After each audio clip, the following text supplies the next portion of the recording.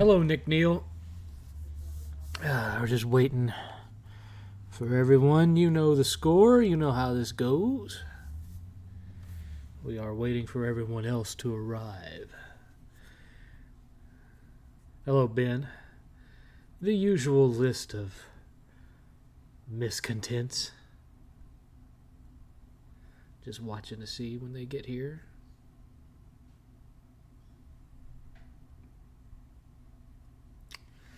Yes. I'll just set this over here. Out of the way.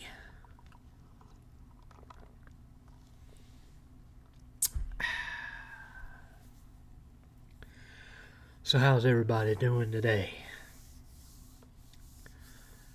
How are things? Y'all doing good? I've had a pretty good day so far. Played a little video gameage. Slept in. Had homemade chicken tacos for dinner with some brown rice. Yep.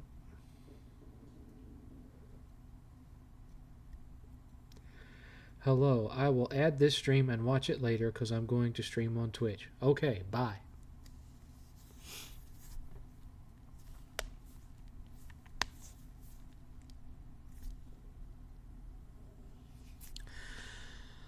Oh, what a wonderful day for the knuckles.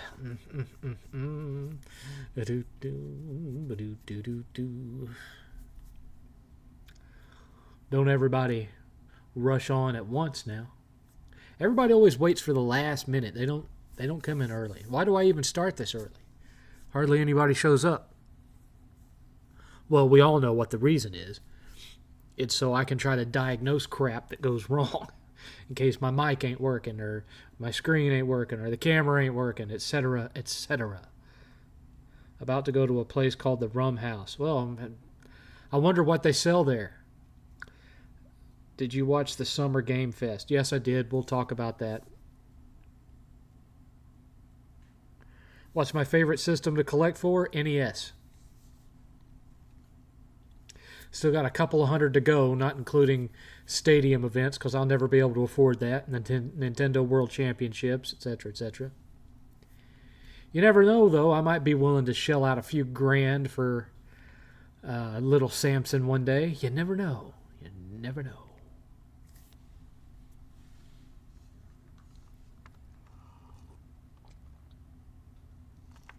Got too much stuff to think about right now, though. I haven't bought anything retro in over a month because, saving up for the old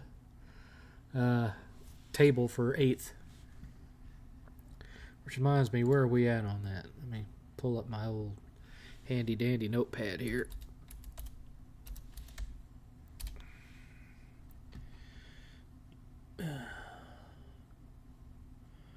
So, let's see. Where did we leave off?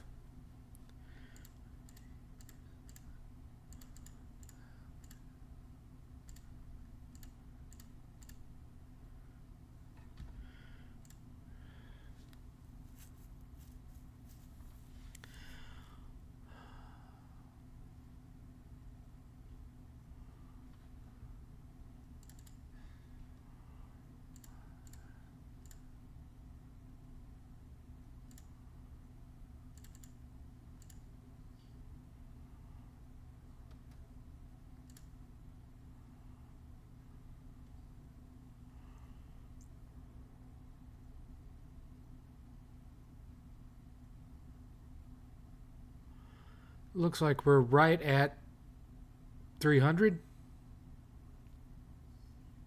Something like that. Yeah, 294. We're right at 3. We'll just say 300. We'll just round it up, say 300. Oh. That leaves us with exactly 700 left to save up.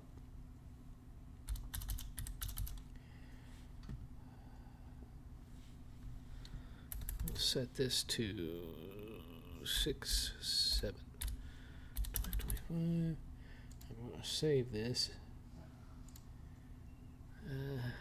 8th donation log. And we'll save that to the old desktop. Ye old desktop. There we go. Now we'll be able to more easily keep track of it since the little donation bar thing ain't working.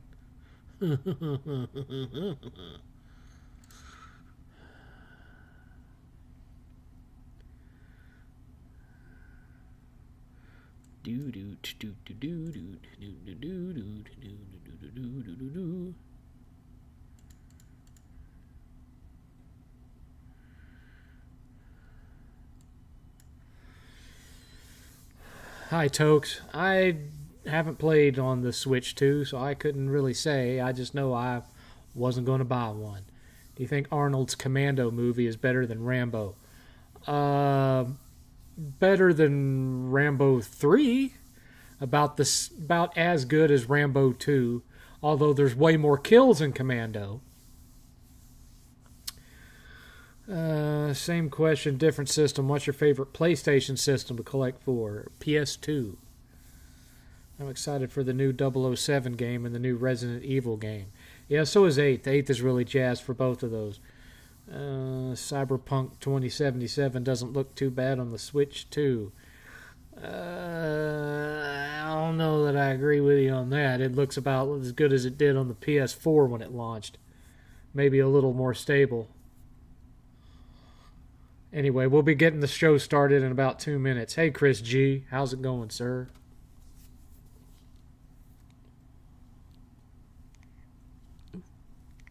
Ooh. Ooh. Oh.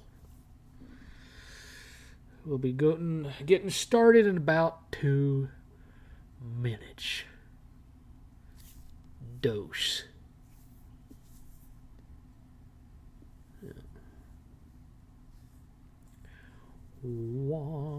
Cyberpunk DLC ran better on the Switch 2 than the Steam Deck. You think so? I don't have a Steam Deck, so I couldn't tell you. Really, for the same reason that I don't have a Switch 2. I got a whole pile of handhelds I don't play already. Why would I want another one? When it eventually has an exclusive must-have game, then I'll buy it. So we're talking probably somewhere next year. At the earliest.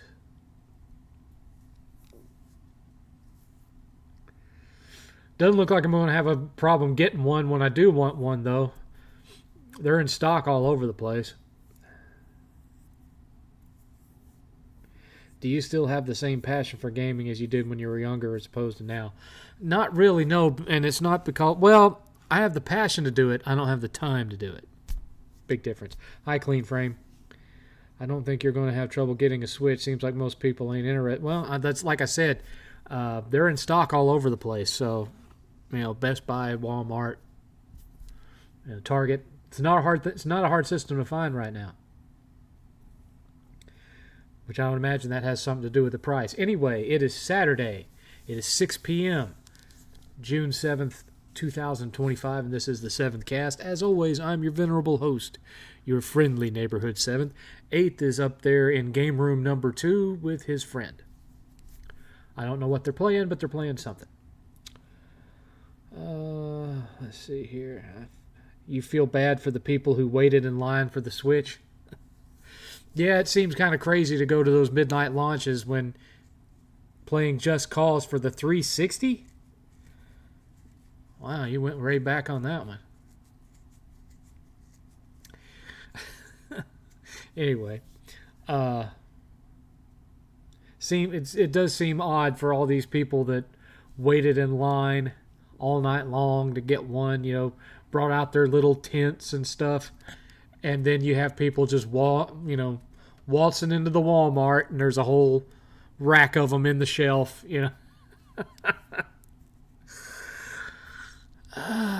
This economy, man. What did they expect? Charging that kind of money for a handheld in this economy with $80 games? Good luck. But yeah, I did not buy one, as you can tell. Even if we weren't saving up for 8th's gaming table, thank you for the donation so far, I wouldn't have bought it. Because there's just not anything on it that either I or 8th need. I mean, the Donkey Kong game looks kind of fun, but at the same time, here we are. We've had the Wii, we've had the Wii U, we've had the Switch. Now we've had the Switch 2, and we still don't have an integrated trophy/achievement system. You know, I've got games on the PS5 that I can be earning trophies on. I'm not going to be pulled away from those games to play something on the Switch 2 unless it's just like, you know, the gaming equivalent of the Second Coming.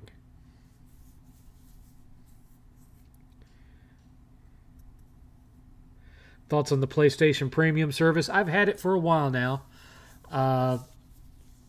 Sometimes I use it, sometimes I don't. It depends on what they have on there. You know, I get my monthly free games, and then I will peruse the library once a month to see if there's anything on there that I want to download and play, and I'll download it, and then that's it.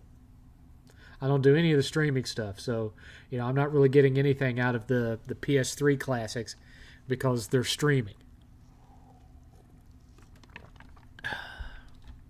And yes, I've heard all these rumors about PS3 backwards compatibility that's been running around again. Do I believe them? No. I didn't believe them when years and years ago when Hip Hop Gamer was talking about the compatibility engine. Could it happen? Sure. Why would they do it at this point? Who knows?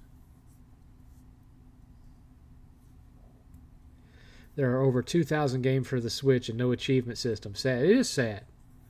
Favorite Aqua Teen character? Meatwad. Would you recommend the Ape Escape series? I never got into the Ape Escape series. Never got into them. They were just... I don't know. The gameplay loop just didn't do anything for me. I didn't like the way it felt. You know, I could see the character running. You could see his feet moving, but it felt like he actually moved way slower than his feet. I just didn't. I didn't like the way that felt. It was not for me. But yeah,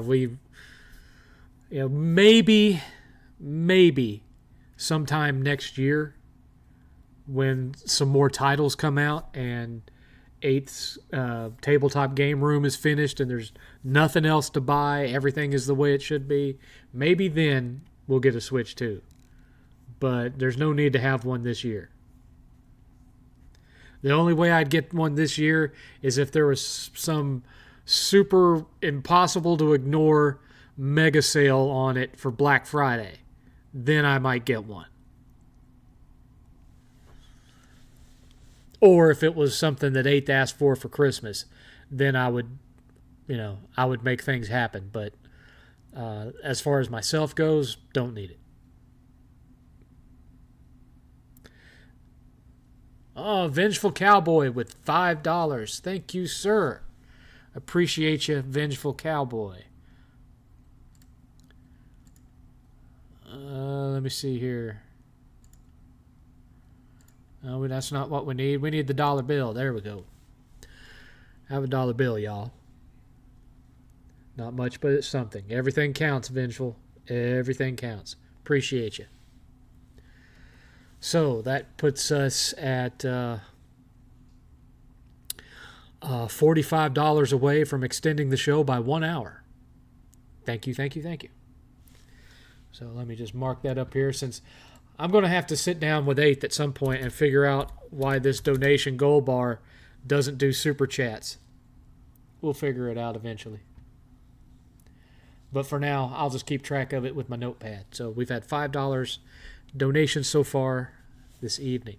Now, the other thing that everyone wanted, I'm sure was going to want me to talk about. Oh, wait a minute. We got another question here.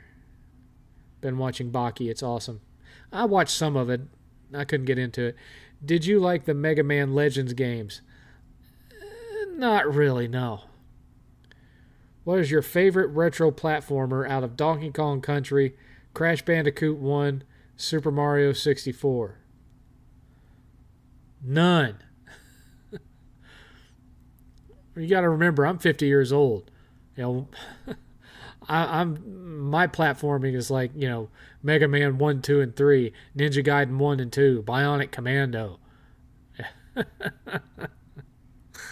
If I was going to pick my favorite 3D retro platformer, it'd probably be Ratchet & Clank or Jak and Daxter. Thoughts on video game resellers? Oh, it all just depends. It all just depends. I have friends who are resellers. I buy from them on occasion when they have something that I'm looking for.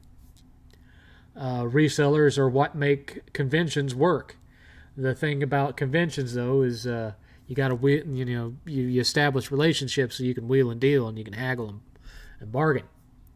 I can't really do that at the stores. Well, you can at some stores, but not most. Not most. So, you know, some resellers, it's okay. There are others that engage in rather nefarious practices that I don't agree with, and so it's just, for me, it's a kind of a case-by-case basis thing. But I know some folks were asking about what I thought of the Summer Game Fest. I thought it was pretty good. I mean, as always, it was very indie heavy. Always is. No surprise there. But there were some indies that looked really good. There was some stuff on there that I will definitely be wanting to play. So I don't consider it a bust by any means. I know there's some people who are going to say, Sony didn't show anything. Well, Sony never shows anything at the Game Fest. Game Awards, different story, but they never show anything at a Game Fest.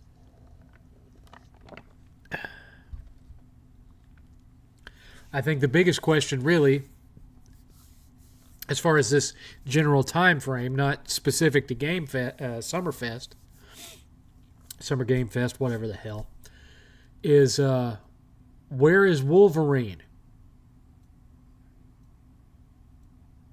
We haven't even so much as had a gameplay trailer. We had that leak a while back, and then you haven't heard crap about it since. Is this a situation where Sony quietly canceled it because everyone was making fun of the footage from the leak? Who knows? We're in limbo. They're not talking. And that's a shame. Because, you know, what does PS5 have next year? So far, nothing. I mean, I am not bereft of games to play because, you know, I didn't buy the PS5 strictly for exclusives. I bought it for third party too. So I have, you know, plenty of games to play. That whole top shelf back there is nothing but PS5. And that's not all of it.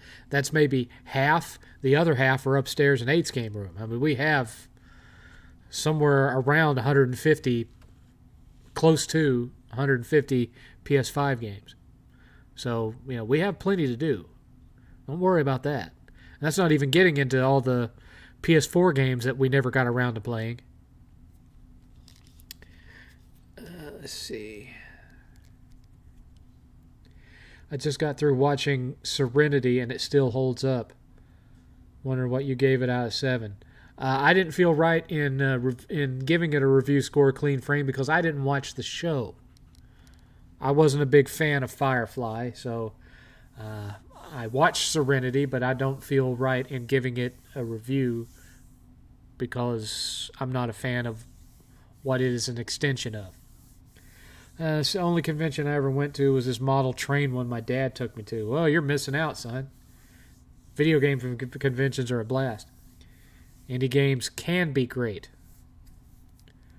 Majority of my Steam library are indies. Thoughts on the new game from Yakuza developer Stranger? Yeah, I saw the trailer for it. I mean, it just looks like a Dragon Noir is what it looks like to me. I remember the Craig memes from Halo. Well, that wasn't that long ago, Mike. Does 8th cook, and if so, what's his best dish? He dabbles. He dabbles. Current consoles are going to be strictly GTA 6 early. Okay. I doubt Sony would cancel Wolverine. That game, it's just too big. It would be like canceling Spider-Man 3. Sony seems to be in a canceling mood lately. Don't put it past them. Did you like the Onimusha series? I didn't care for the first one too much because it had the tank controls, but I liked 2 and 3. No, I didn't like the fighting game. Soros from House Mark is next year. That's like the only thing. I just started watching Breaking Bad. Have you seen the show and what's your thoughts? I really enjoyed Breaking Bad, and it's one of those few shows where the final episode is perfectly satisfying. There's no, oh, I would have done it this way, or why didn't they sew up this loose end? You know, it's got the perfect last episode.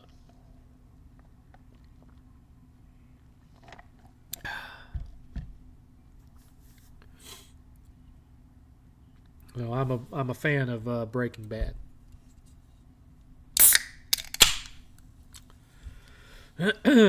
Big fan. So what else do y'all want to talk about? Because there's only so much I can say about I don't want to buy a $500 handheld that barely has any games that I'm interested in. And especially, what the hell? Come on, camera. Come on, camera. What is your problem, camera? I didn't do anything. What do you think of the rumored 2.5D God of War game? Well, I'm not ruling it out, but I feel like if that was the case and it was this close to being a reality, they would have showed a trailer for it already. They've had 2 opportunities this month alone that they could have shown it, and they have not.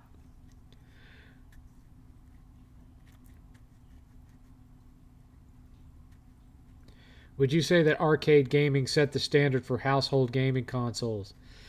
It did in the early days. It did in the early days because most of the games that were coming, a lot of the games that were coming out were just ports of arcade games. And when it came to the point where you could rent games, game developers started artificially inflating the difficulty of their games, similar to the mindset for arcade games, only instead of wanting to get more quarters, they wanted to make it harder to beat the game so that you would re-rent the game and keep renting it until you had finished it. And so that's how you ended up with games like The Lion King for Super Nintendo. It's supposed to be a kid's game. Most kids couldn't beat it. And they did that intentionally to make them want to re-rent it and keep renting it until they beat it.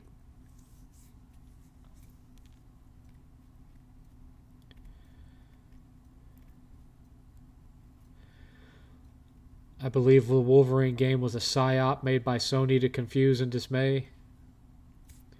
I think they're doing that pretty good without a psyop lately, Nick. Or Clean Frame. What games do you feel should be remade?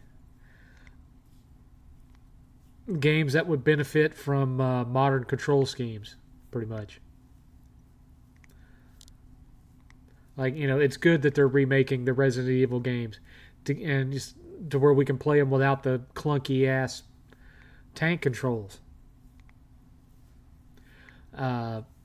I think it's good to remake old console first-person shooters that were made before there were dual analog sticks. That kind of thing. It's hard to see Bryan Cranston as someone like Walter White because I grew up watching him in Malcolm in the Middle. Do you think licensed movie tie-in games should make a comeback? It depends on who's making them. Depends on who's making them. Because from time to time we still get a good video game or movie game, but it all depends on who's making it. Even for crappy movies, like Tom Cruise's The Mummy from a few years ago, it had a Metroidvania tie-in game made by Way Forward, and it's good.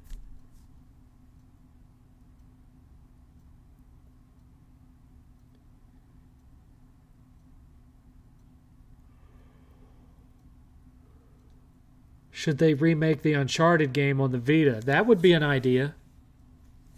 Port it over to PS5, take out all the... Well, they probably leave some of the leaning in because the controller can do all that crap. But, that's one that they could definitely port to PS5. I beat that game, but I never bothered to plat it because it had too many collectibles. I mean, just this mass... Because not only were you supposed to collect, all the little artifacts and whatnot like you normally would, but now you were supposed to be collecting photographs.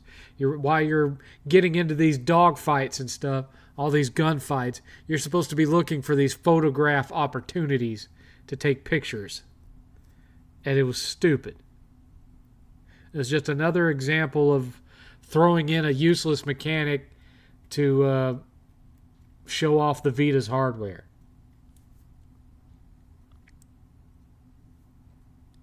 Who do you think is better, Jet Li or Jackie Chan? Jet Li's a better martial artist. Jackie Chan is more entertaining to watch.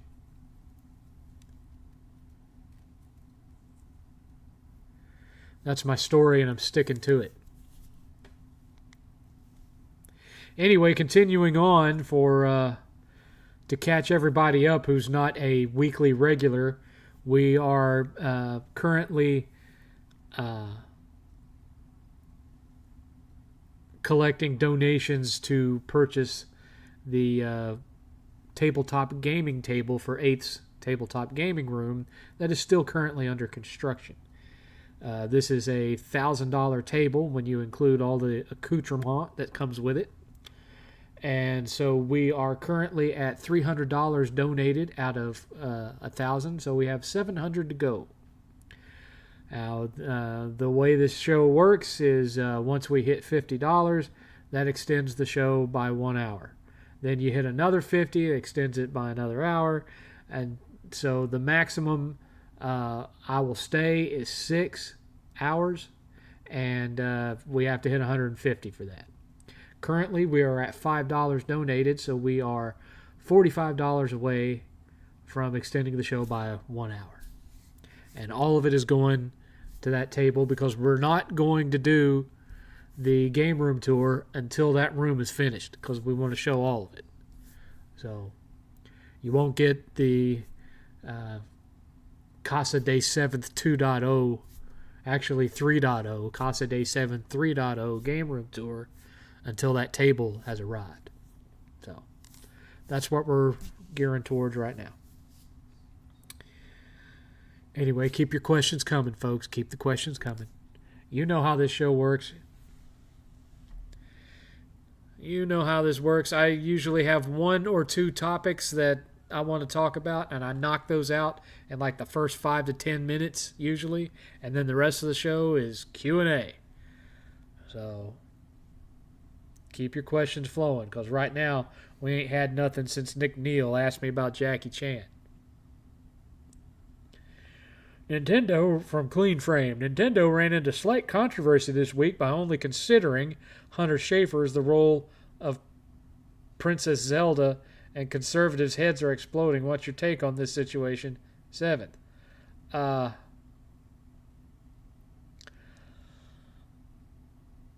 I think women should play women and men should play men. Period. End of story.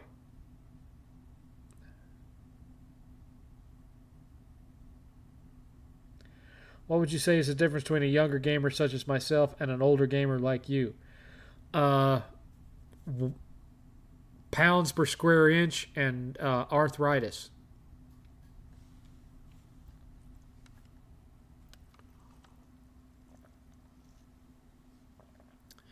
That's pretty much the extent.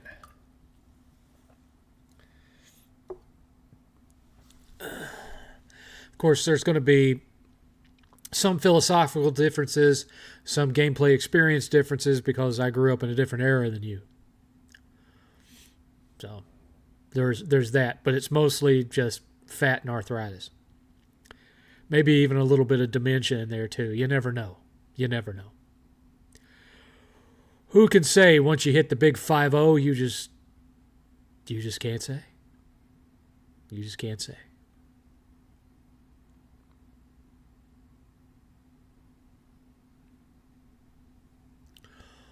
Oh, ladies and gentlemen, the neck is a grinding tonight. Oh, wow. That hoits. It's a nice sunny day here in Texas still, as you can see from the window behind me. It is 93 degrees in Texas today, and that's at 6:22 in the afternoon. Money aside, do you prefer the 6-hour podcast or the 3-hour podcast? Well,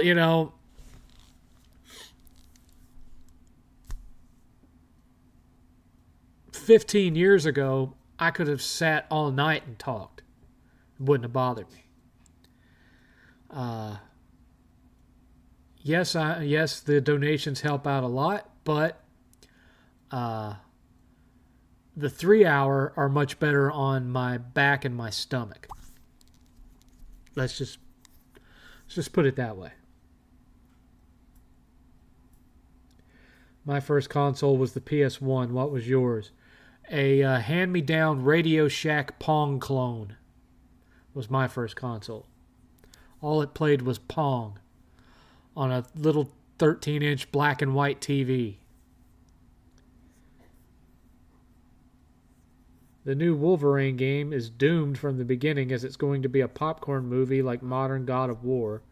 Wolverine will not be R-rated like Origins Wolverine to appeal to a larger age bracket. We'll see. We'll see what it ends up being. If it even comes out at all. Right now I have my doubts. It may come out, it may not. But you would think by now we would have seen more about it. Yesterday in Louisiana, it was almost 90 degrees, and that was at 10 a.m. It can get up in the 100 and teens here. Well, in Texas in general. I don't think I've seen it that high here, where I live. Meanwhile, I'm in Central Texas. Meanwhile, over in the West, in the Panhandle, where hardly nobody lives, they had a massive wedge tornado yesterday. It looked like it was about a mile wide, just big monster. It looked like the one from the ending of the original Twister. And it formed out there near Lubbock.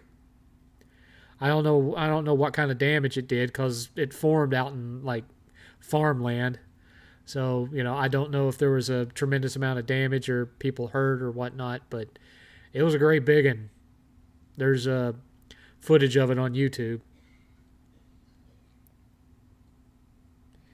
I'd be swimming in my pool if it wasn't raining.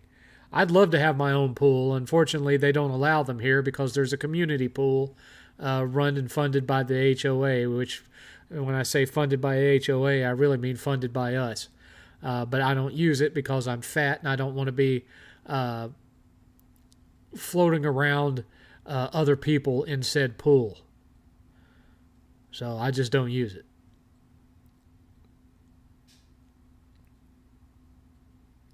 What era of Wolfenstein do you think is the best? Me personally, I think PS4 was the best, aside from Youngblood. Yeah, probably. Everything outside of Youngblood from that generation is probably the best that Wolfenstein has been. Although I do have a soft spot for the one that came out during the 360 PS3 era. It just had a really, really dark look to it that I liked. Could have been better gameplay wise, but I liked the aesthetic of it. My pool cover broke and the water turned green. Got it cleaned out, but I had to save some frogs. I used to have one of those Walmart above ground pools when we lived in North Carolina. It was about 12 feet wide. You know, it wasn't one of the smaller ones. It was one of the bigger ones. And yeah, those things can be kind of a pain to keep them clean, even with a pool cover. And even when you're keeping the water clean with the chlorine and all that, it fills up with mosquitoes and dragonflies.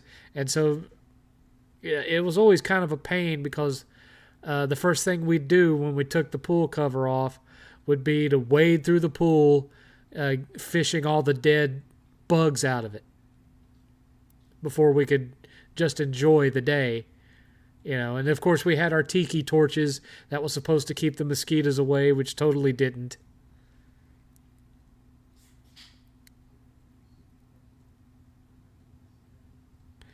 Do you like the Ultimate Alliance games? Yeah. I haven't played the one that was exclusive to the Switch. We have it, but I haven't played it.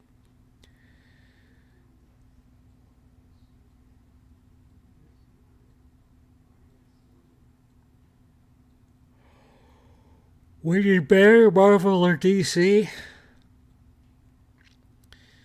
I think DC's stories are darker and more adult. Uh, but I like some of Marvel's characters better. So it's kind of a little bit of column A, a little bit of column B.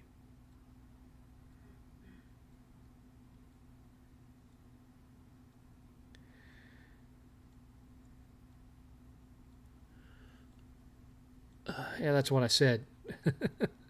That's what I said, Black Gamer X. We are in agreement.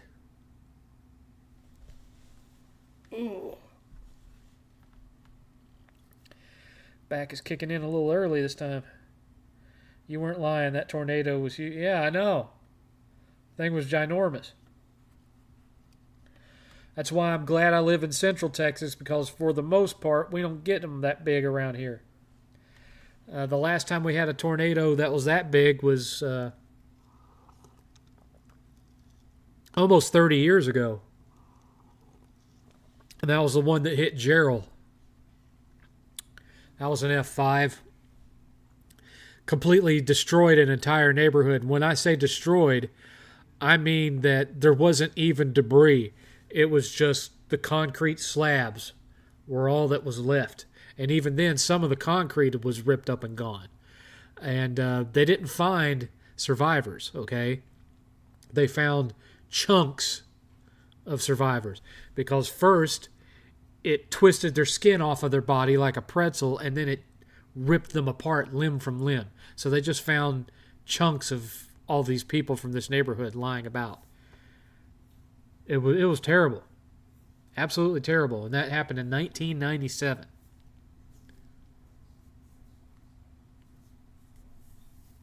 Now, we had a tornado hit here a year ago, but it was only an F2. And I think there was like one area where there were houses that you would consider totaled. But most of the damage was just some damage to rooftops, and that was about it. There was some businesses that were destroyed and whatnot.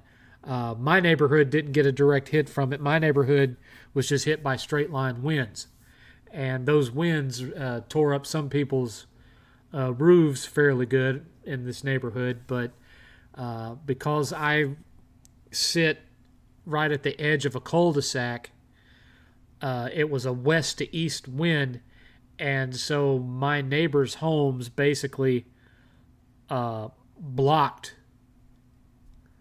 the winds from doing damage to my house because of the layout of the street and the direction the winds came from. So the only damage we took, we didn't even lose a single roof tile. One plank of our fence got blown out, and when we bought the house, there was a shed in the backyard. That shed no longer exists. The straight line winds destroyed the shed. Yeah, there was no survivors for the Jarrell tornado, Chris. If you want to look it up, that's Jarrell. Just look up the Jarrell tornado of 1997. It's brutal. It's brutal. It's not easy to look at.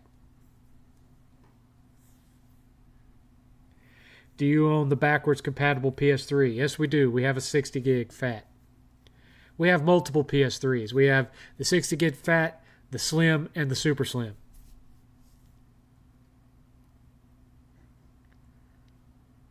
In Canada, the Switch 2 Mario Kart bundle is $700. Forget about it.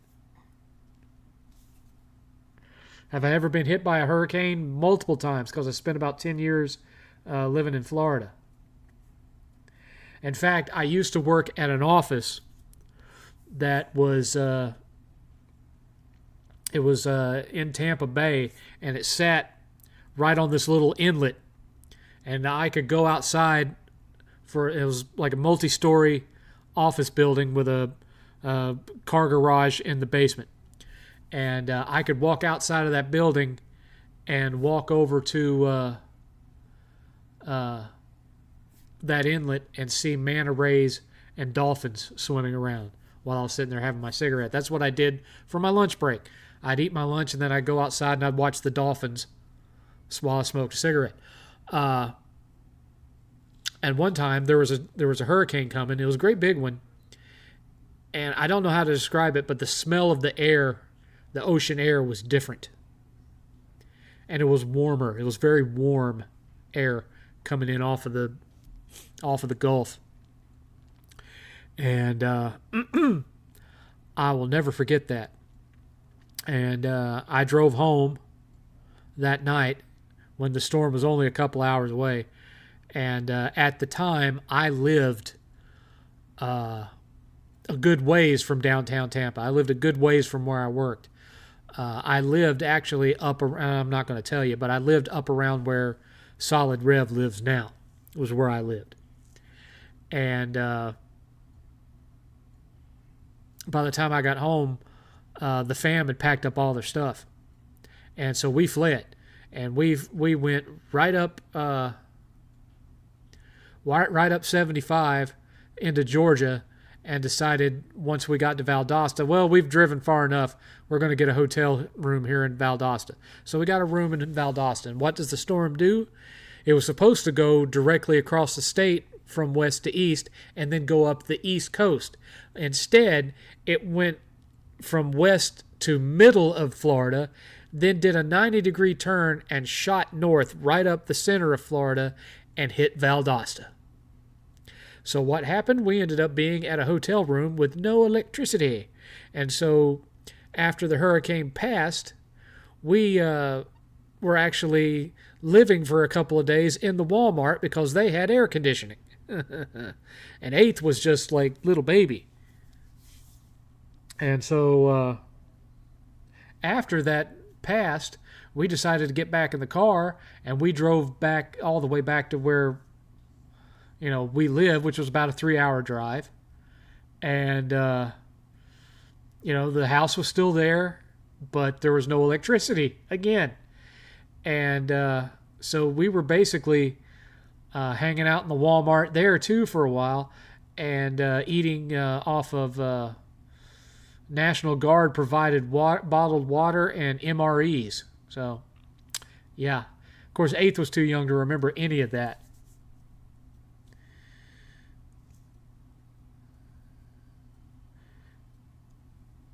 Battle Chasers is such a great game, even though I'm on New Game Plus where breathing in air causes you to take damage. It is a good game.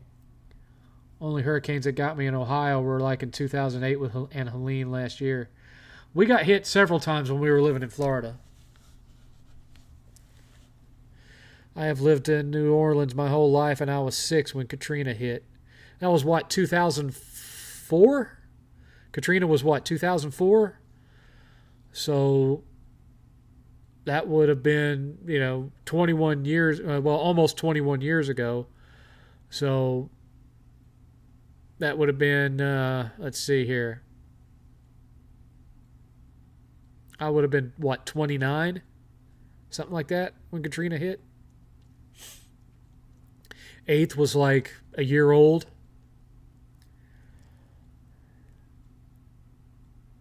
Do you think GTA 6 will be the highest selling game of all time? Not until it comes to PC. If it starts out console only, no. It won't be like GTA 5 until it's been re-released as much as GTA 5 has been.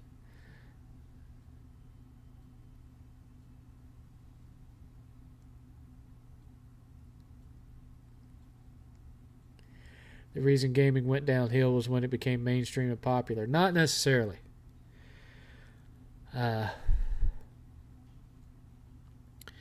Gaming has been more in the mainstream for longer than most people realize. So I can't agree with you there. I do agree that there's a lot of problems, but not that the fact that it's now one of the biggest industries, or as far as like audience adoption. I don't agree with you there.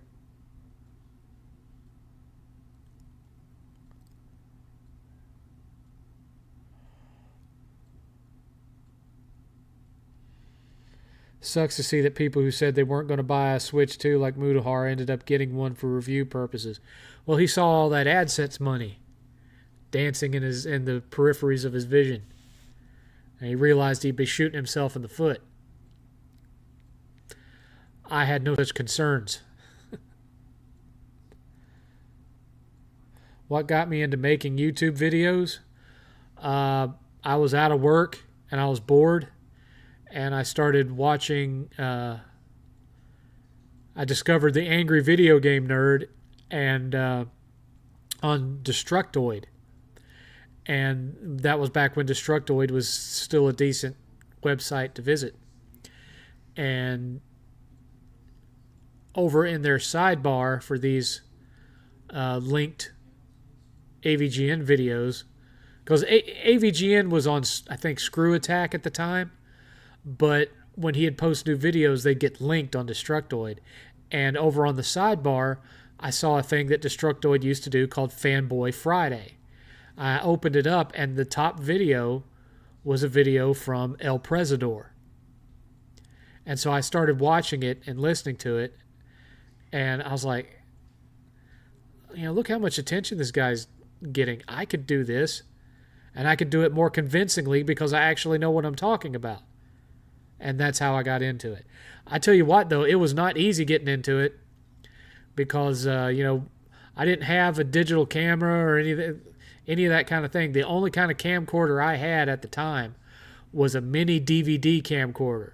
So every time I made a video, I had to burn it onto a mini DVD and then stick it in my computer and rip it off the DVD and put it into video editing software. It was this big pain in the butt. And that's the way I did it for a long time until I ended up upgrading to a laptop that had a built-in webcam. And then I did that for a while, even though the quality was terrible. And then eventually I bought a Sony Handycam, and that's what I made the majority of the 7th level videos with, was that little Sony Handycam. Anyway.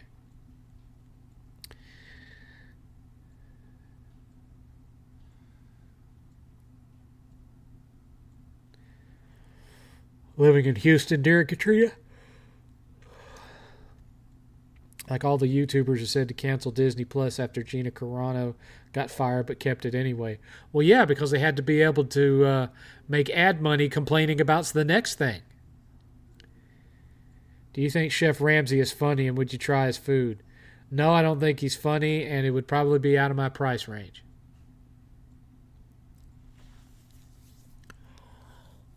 Oh, oh, my bones, my old bones.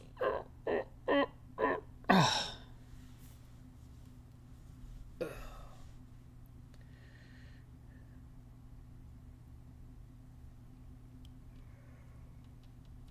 Ugh, I'm sleepier than I normally would be this time of day. What's that about?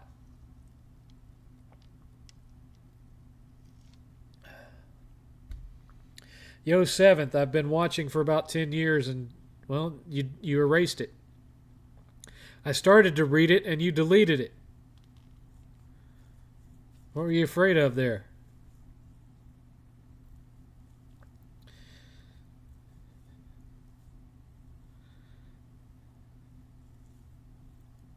Where'd you go?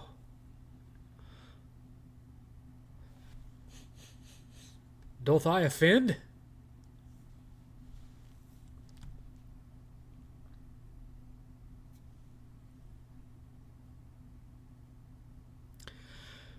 Ran online into an old buddy of mine from high school today because a mutual friend who I also grew up in high school with hit me up and told me that the other friend's mom had passed away. And so I reached out to give my condolences, and we talked back and forth for a bit. And I came to a strange realization, that being that despite the gray in my beard, I look 10 years younger than every single person that I graduated with. I don't understand it. I could literally dye my beard and I would look 15 years younger than these people. You know, they've got these huge wrinkles and crow's feet, and they're all kind of drawn and shriveled up and old looking, and I don't have any of that. I just have the gray hair. I don't get it. And I think it's simply because I chose an IT career, and so for the majority of my life from 1993 to now, sunlight, for the most part, has not touched my skin because I'm always indoors. And so I think that's what it is. That's the only thing that I can think of. It sure isn't superior genetics. Thoughts on Summer Game Fest? There were some things that it was a decent show. It was a decent show. I'm not going to sit here and go through every announcement. I'm not that kind of channel. There were some things that they showed that interested me. I didn't consider it a waste of my time to have sat and watched it. I'm drunk, let me get sober, but basically been watching 10 years but never commented. Well, I guess it was the alcohol that finally gave you the nerve. Congrats. Thanks for watching. Appreciate it.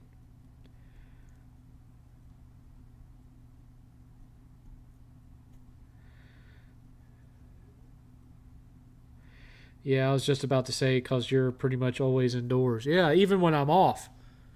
Even when I'm off, it's a rare thing for me to be out in the sunlight. You know, I'll be wearing, a hat and these glasses and sometimes long sleeve shirt, so it's like just a little bit of my face and my hands is all that sunlight touches, and even then it ain't for even long enough for me to get a tan like that. And I tan well.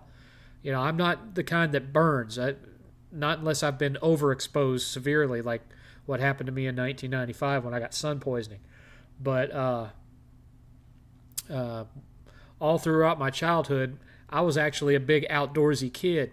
I didn't like going camping or whatnot, but I was always on my BMX, or I was always on a skateboard, and always like exploring out in the woods when I shouldn't be, that kind of thing. And in fact, I was really, really unsafe because some days I would, if I couldn't find friends that wanted to go do it, I'd go exploring in the woods alone. And all I had with me was a bottle of water and a survival knife. in my backpack, and I just go roaming around in the woods by myself with copperhead snakes and black widow spiders and all sorts of other deadly shit out in them woods, and I'm roaming around in them in a tank top with shorts and a backpack. Not the brightest thing, but it was the 80s. That's how we did things. I wouldn't trade those memories either. I'm glad that I did it. It's just in hindsight, I think, that wasn't the safest thing in the world, but who cares? I had a lot of fun. And that's not a memory that most kids nowadays would have of, just trekking off into the woods by yourself on the middle of a summer day and finding your way all the way to Harrison Bay on the other side of the woods and sitting and watching the fish jump and whatnot, and then turning around and finding your way back. Of course, that's also how I found so many of the hidden buildings that secret society next to my neighborhood had. And I come back and tell my friends, there's some weird crap back in there. You can come with me and I'll show it to you. Oh, I should have turned that into a book years ago before Stranger Things happened. Now I would seem like a ripoff. And the difference being is that mine would be true. I mean, obviously I would, throw in some additional supernatural stuff to it, but the core story of it that, we were sneaking around on the compound of a secret society, that would have been true. That would have been true.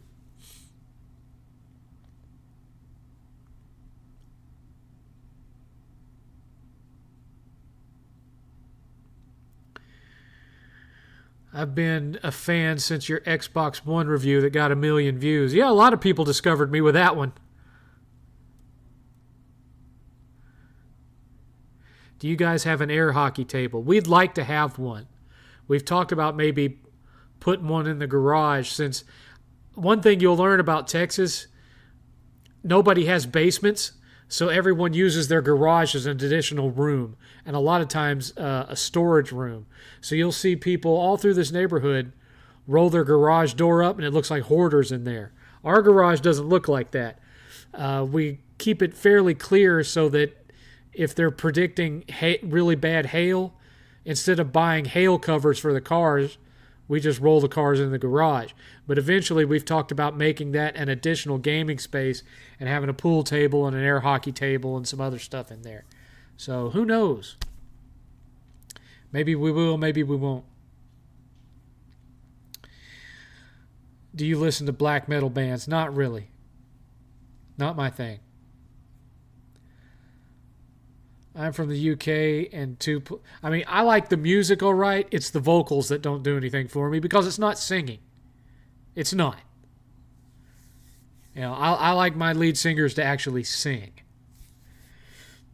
My dad, before he passed, was in his 60s. People thought he was in his 50s. It's just genetics. Have you played 2 games at once, one for 5 hours and the other for the next 5 hours? No, usually I find one game that I'm really interested in and I blow all the way through it, unless something that I like better comes out and distracts me from it, which is why my backlog is as big as it is. Do you like the Tony Hawk games?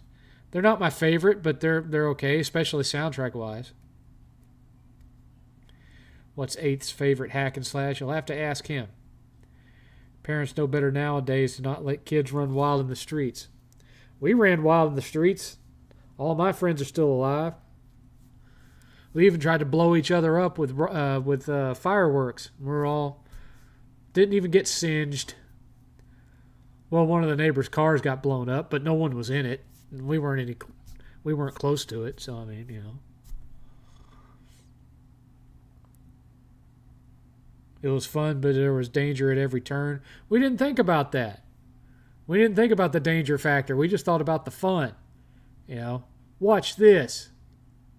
And maybe there was consequences we had to deal with, and maybe there weren't.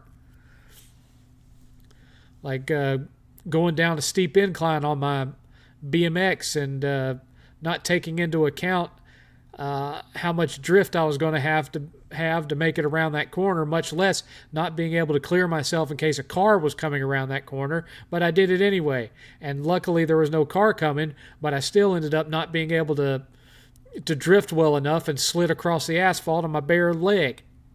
Tore all the skin off from the knee down to the ankle. Had this big, massive scar that went all the way from my kneecap down to my ankle. And the next day was the first day of school, so I'm having to limp around with that thing. Oh, it was gross. It was gross.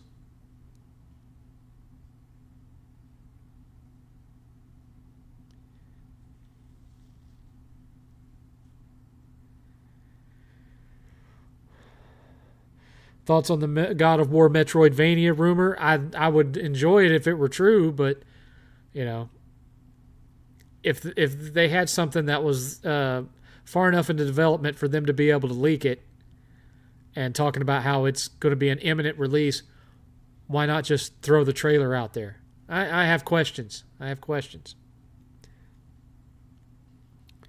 What did you think of Jim Carrey's performance in Sonic 3? Personally thought it was a touch notch.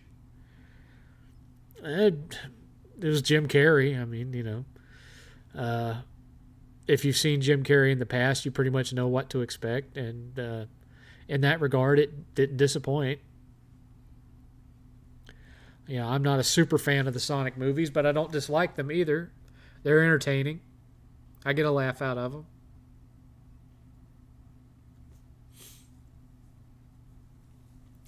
That being said, I probably won't be going back to the theater until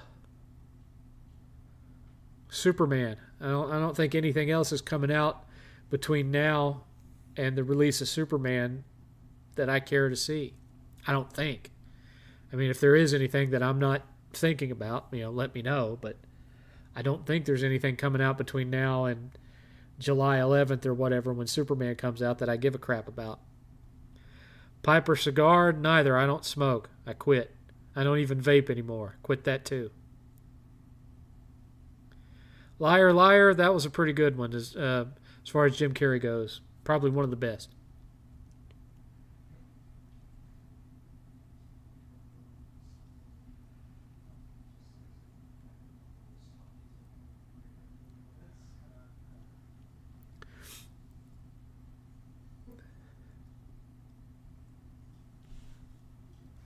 I actually took a girl one to see Ace Ventura: When Nature Calls when it came out in the theater, and she complained through the whole thing. She was like, "This is so stupid," and I'm like, "Yeah, that's the point."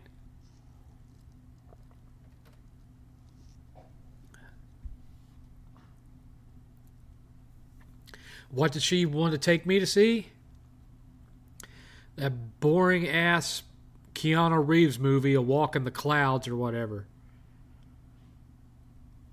Oh my God, that movie was so boring it gave me a headache trying to stay awake through it so as to not, you know, make her think I was uncultured swine or some crap.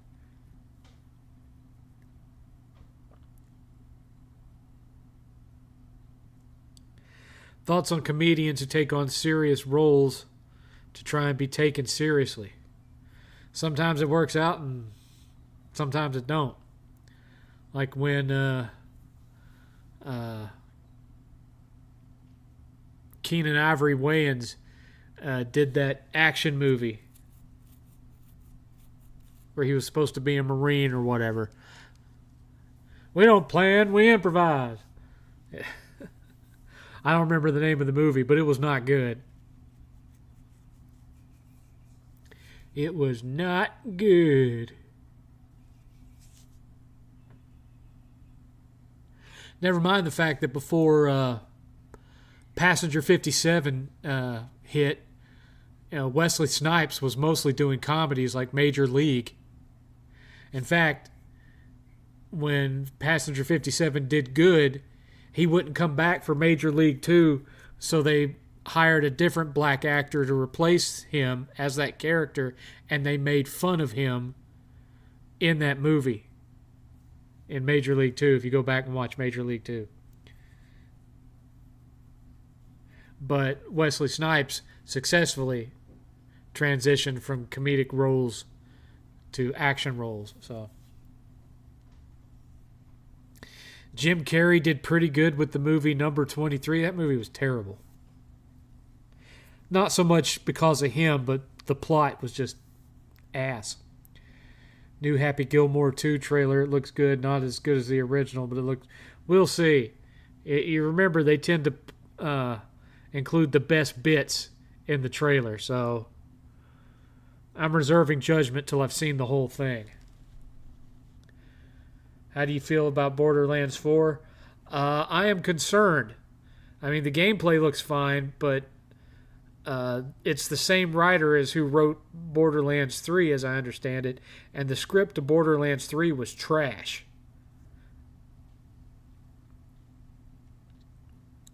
What's the worst stand-up special you've seen?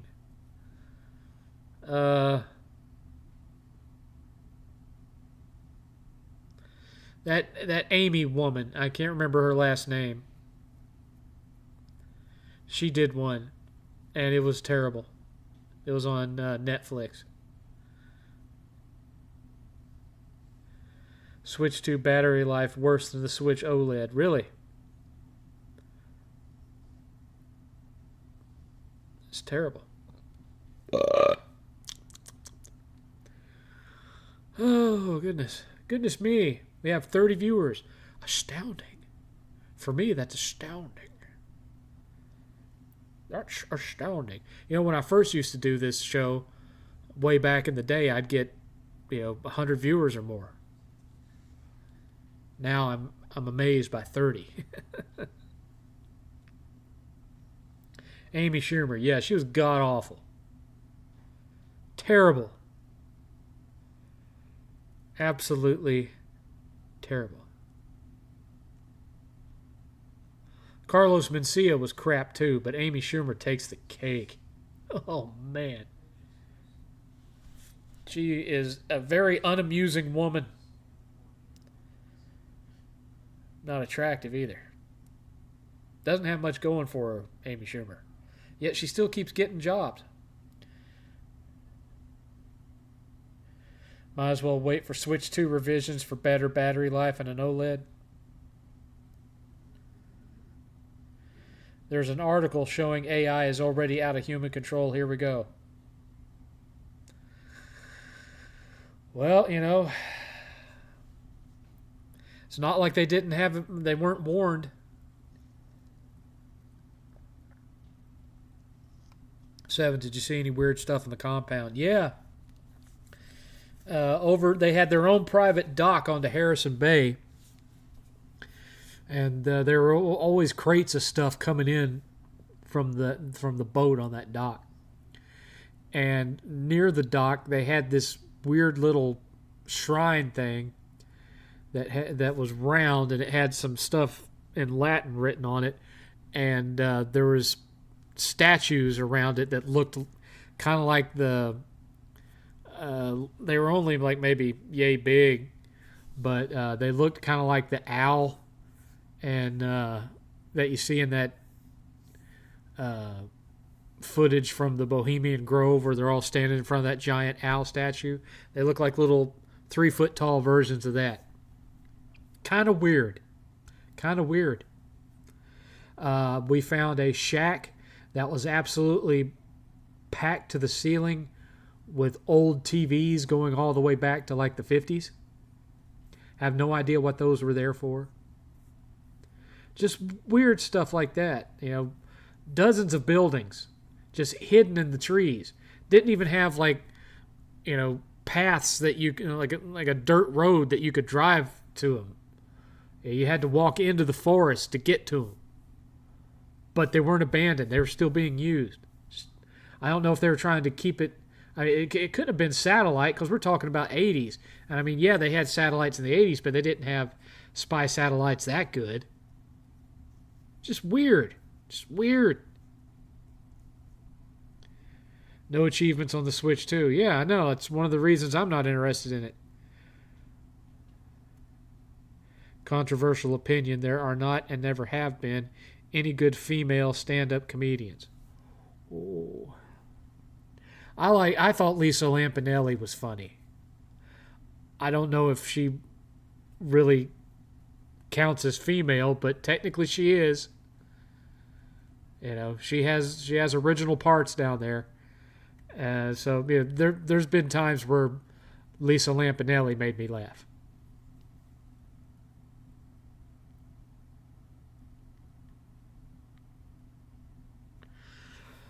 What's your unhumble opinion on people being first adopters? 9 times out of 10, being a first adopter doesn't work out. Sometimes it does. Specific to game consoles, it just boils down to, is there anything that I want to play on it? And right now, I'm mildly curious with the new Donkey Kong game, but other than that, there's nothing on that system that interests me. What is your trophy score on PSN? 573, I think. 573.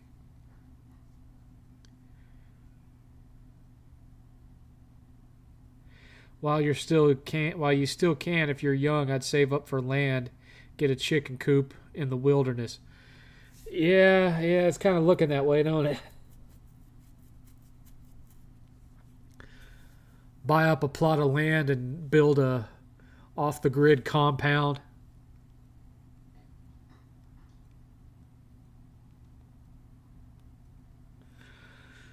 Thoughts on no 3D Mario game since Odyssey?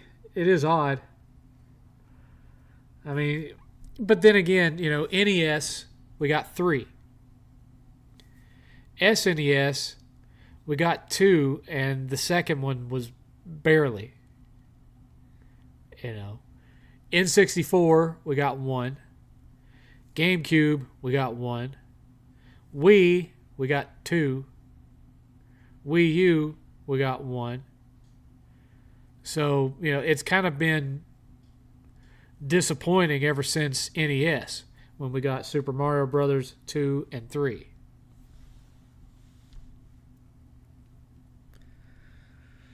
It's like the more expensive it gets to make them, the fewer of them they make per console. Oh, by the way,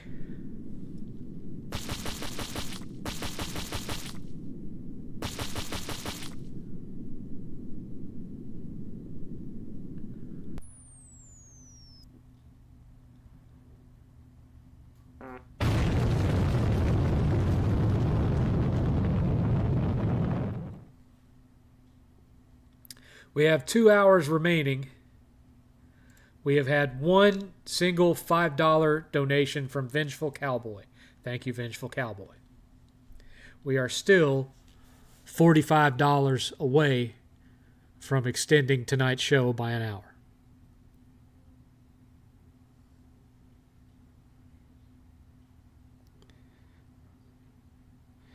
I'm at my Walmart right now, and the Xbox section got remodeled, and it's pretty much just controllers and maybe less than 30 physical game cases and no consoles. Xbox is cooked.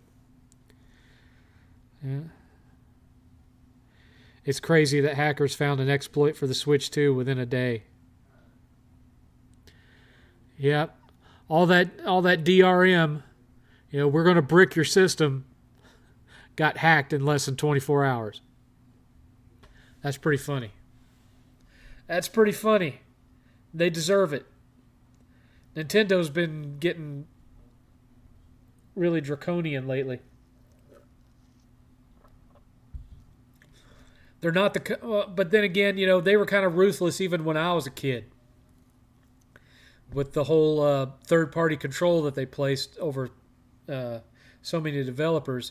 You put your game out on ours, you can't put it out on anywhere else, and we're only going to let you put out so many games per year. And I understand why they did it, but if that seal of approval was so great, then why did we still end up with so many crappy games on the NES? How great really were their standards when some of the trash that was on NES, like Uncanny X-Men or Beetlejuice.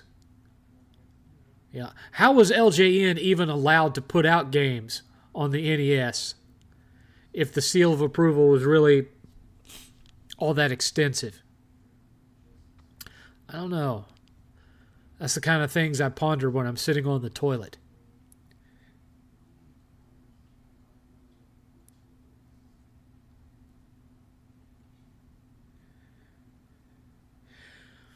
Heard good things on Ballerina. Yeah, I don't know. I mean, I know people are saying it's being shortchanged to call it a spin-off since so much of it does have John Wick in it. But I don't know. I'm not all that excited about seeing it. The N64 expansion pack was BS because it only worked for a few games. That's true of just about every peripheral, you know. PSVR only has PSVR modes for certain games. The PS Move controllers were only really good with certain games. iToy, etc., etc. Am I going to watch the live stream of Ozzy's last show? No. The standards on NES were probably way better than what happened with Atari. Yes, it was. Because Atari didn't really have any standards. And, you know, they allowed anyone who could jailbreak their technology and reverse engineer it, put out games for their system. And so you had all these folks that walk into Lionel Play World, see all these game cartridges with all these, nice looking artwork on the box. You take it home, the game was a piece of crap. A total piece of garbage that somebody made in their garage.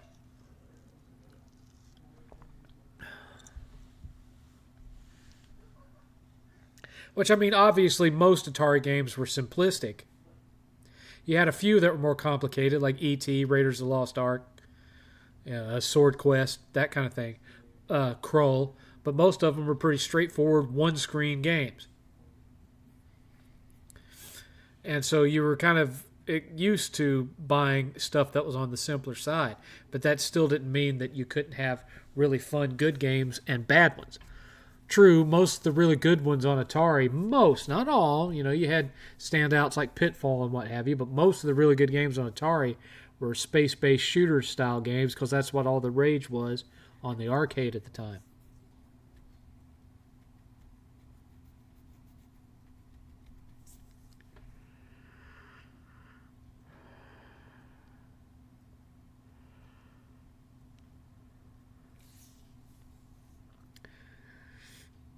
I'm hoping when they do the extended gameplay reveal of Ghost of Yotai or Yotei or whatever it is, that we get some additional information besides just that. That we really need to know what's going on with frickin' Wolverine. That's for sure. They've been radio silent for too long on that game. And I've heard some things. I don't know. It's not looking good.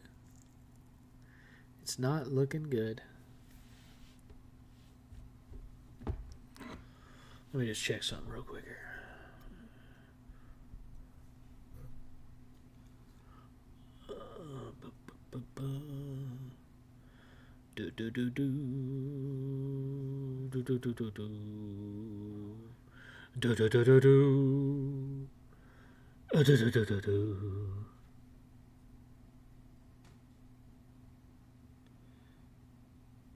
From Lord 8th, I'm really excited for Neo 3 and Pragmata and Suda51's new game. I'm interested in Pragmata. I'm not a Souls player, so I don't care anything about Neo, but I know 8th is really excited about it. He's already played the demo quite extensively. Okay, nothing interesting there. What we got going on here? What is that?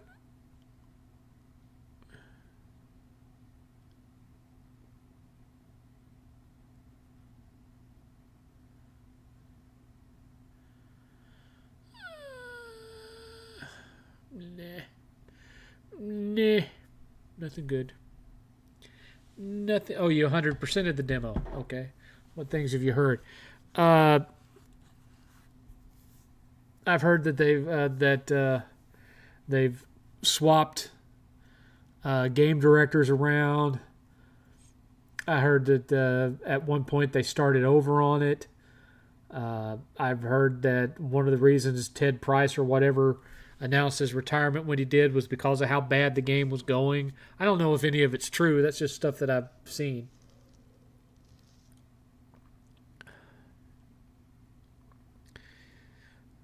I was on the fence buying the Switch 2, but I'm glad I did. Me and my daughter are having a blast playing Mario Kart. It's a decent little system. Battery life is dog crap. Well, I mean, I understand that. That's not a selling point for me, though, because my son doesn't like to play co-op games with me anymore. He plays with his friends instead. So, I'm back to being a purely solo player. Even if I buy 2 copies of a game so we can do so. So, being able to play Mario Kart with my kid isn't really a selling point for me. I'm glad it is for you. Enjoy it while it lasts. Enjoy it while it lasts. Oh, shoot. I was wondering why my lighting looked different. I didn't turn on my other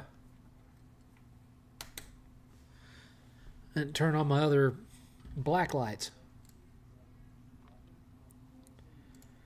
That's why. And what did I do? Why did I do that? I needed that. And open that up too. I need those. So you just keep those right there. All right.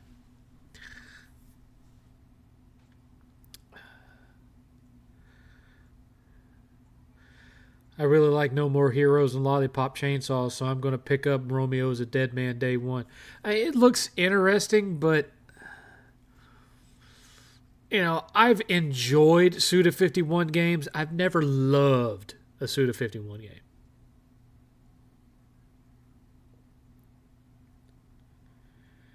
Gonna have to piggyback a power bank when on the go. That sucks, man.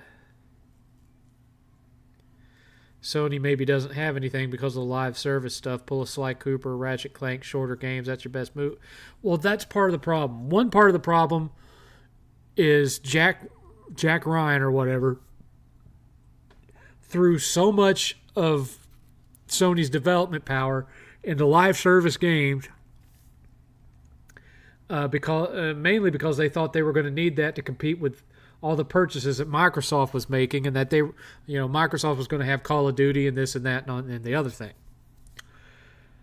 And Sony's studios were not built for making live service games; they were single player studios, and so of course all of it ended up being garbage. Even the ones where they bought the company that was making it ended up being garbage. And the other thing is that during the PS4 era, they decided that they didn't need to have AA games anymore, and all they needed were big, super expensive AAA bangers with nothing to fill in the gaps, and they started closing down the studios that provided those type of games. I mean, when it comes to that sort of thing, Ratchet and Clank and Astrobot are pretty much all that's left. Everything else gone.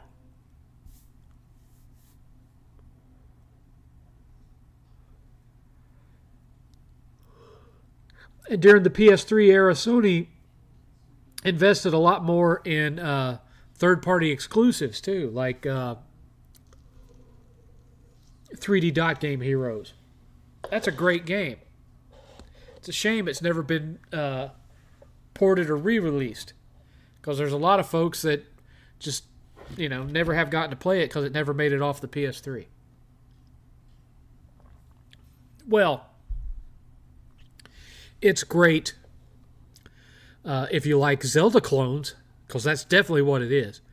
Yeah, Japan Studios is one of the ones, and just the little leftovers became Team Asobi. And don't get me wrong, I love Astrobot, but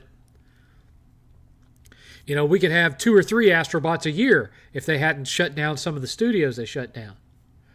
We could still be having lower budget but still good Killzone games if they hadn't shut down. Oh, what was the name of that studio?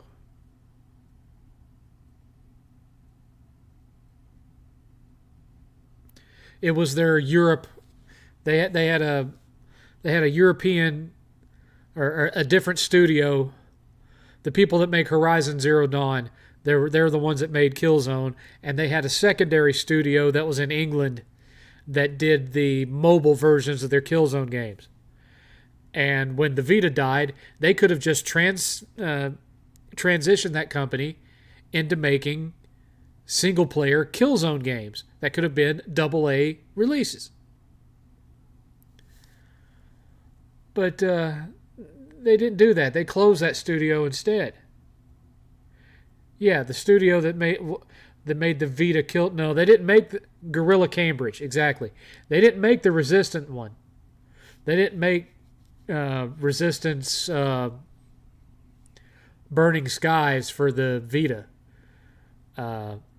That was actually made by the company that it was outsourced to one of the companies that did the mobile Call of Duty games, if I remember right, which explains why that game sucked so bad. It makes me wonder why Porter Rock has a poster of that game in his house, because Resistance for the Vita was horse crap. I mean, I have the plat on it, but it was trash. Game was terrible.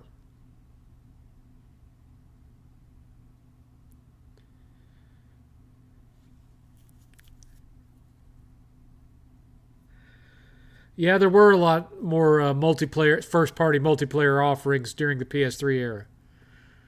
Warhawk, Starhawk, Uncharted had a multiplayer mode. Last of Us had a multiplayer mode. You had Little Big Planet that had multiplayer. Little Big Planet Karting had multiplayer. Yeah, PS3 era had a lot of it. We had an online SOCOM.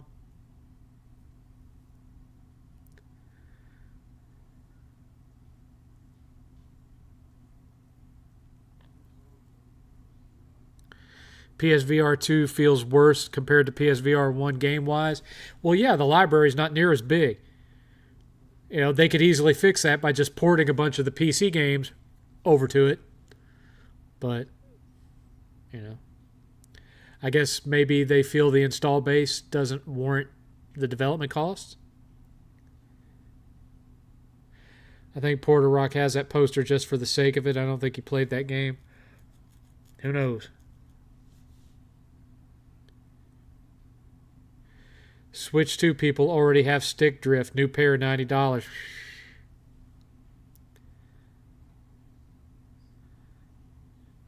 Aside from the N64, what was the worst controller you ever used? Atari 5200. I think PlayStation would have been better off just remastering their PS3 multiplayer games for PS4, PS5, PC, either as cheap releases or as free-to-play games. Yeah, I think MAG would have done well on PC. Heck, MAG would, if they just re-released it as an El Cheapo release, MAG would probably do well on Steam now. Just to have something different to play. There'd be people that would play it just for the nostalgia factor.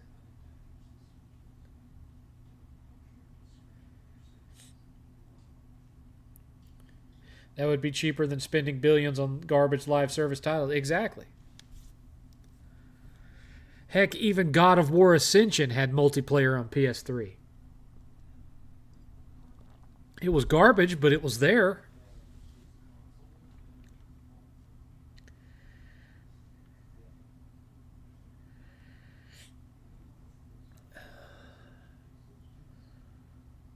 From Clean Frame, I'm a sucker for a specific film technique. You know, when in a black and white movie, the director-editor puts in splashes of color to either show a character or item's importance. Do you like this? Oh, so like the little girl in red in Schindler's List.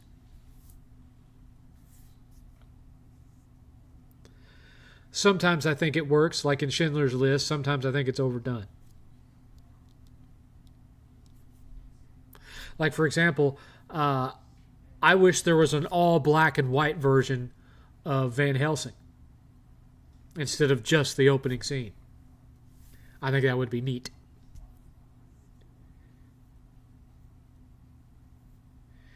Did you like Jack 1 or Jack 2 more? Jack 1. Jack 2 felt like a ripoff of Grand Theft Auto. And they added guns to it, so it also felt like a ripoff of Ratchet and Clank. Thoughts on Clair Obscur Expedition 33? My only thought on it is that 8th likes it very much. I have not gotten to play it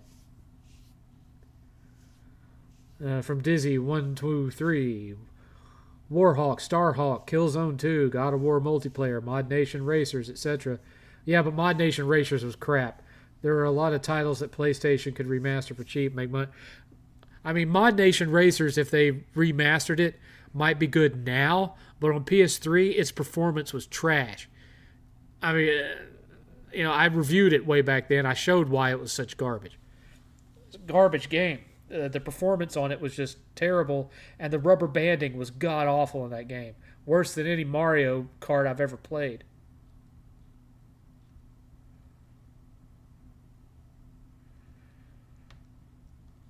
PlayStation All-Stars would be... Yeah, that was multiplayer too. And that would be a fun one to bring back. Killzone is one of my favorite FPS of all time. Killzone 3 was it for me. I liked Killzone 3 better than Killzone 2. Killzone 2, by the time I got to the last fight, I was just exhausted. Killzone 3, I had way more fun. Killzone 2 felt more like a slog. I liked the Ghost of Tsushima. Are you looking forward to the new one? I'll play it, but I'm getting kind of tired of the female protagonist thing. It's kind of overdone at this point. I love Jack 2. I know 7th didn't like the Jack sequels that much, but I love Jack 2 for its story built on the... If they made a Jack 4, it'd probably be a mix of Uncharted and... Yeah, I know. They were planning on doing that at one point. They showed some of the artwork for it, and it was Neil Druckmann's typical dark, dreary interpretation. And God, I hate that guy. He's such a hack.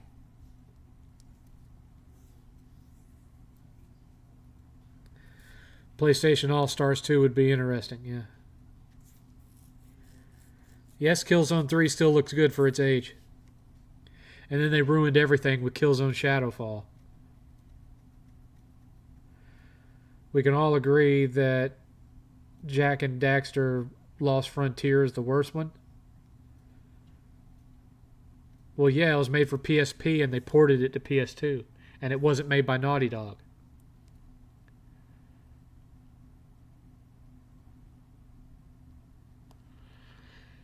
Tasteful in Schindler's List, overdone in Sin City. I like the level in Killzone 3 where you sneak through the jungle.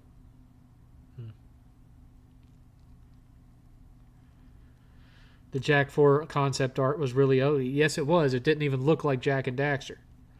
Aside from the ears.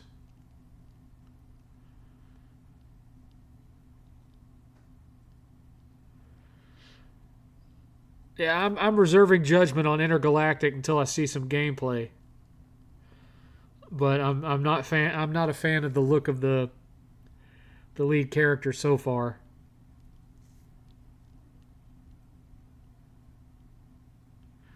I mean, it feels like they just came up with a story excuse to shave her head so she'd be easier to render and they wouldn't have to worry about, hair flow.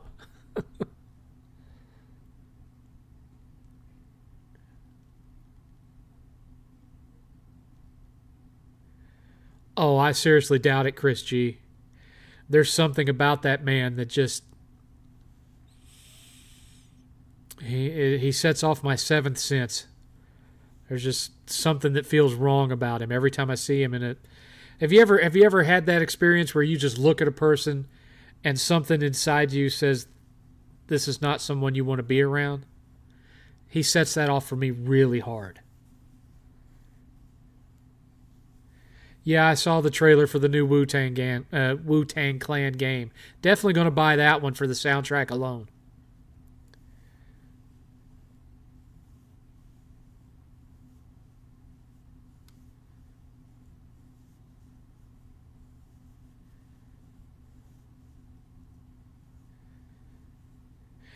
Ironically, the anime character on the TV in the intergalactic trailer looked more interesting than the actual main character. You're not wrong. You're not wrong. I think that's just indicative of how out of touch uh, Druckmann is. Yes, seventh, I've had that experience, and usually I've been right. Yeah, and I trust my instincts too. And there's just something, he sets it off for me really bad. Really bad. From Clean Frame, do you go back from time to time to play one or a couple of your favorite games from yesteryear or recently? Yeah. I mean, my house is full of that stuff. I play, and of course, I've got my multicade with all my favorite arcade games on it. I do that a lot, especially when there's nothing new coming out to play.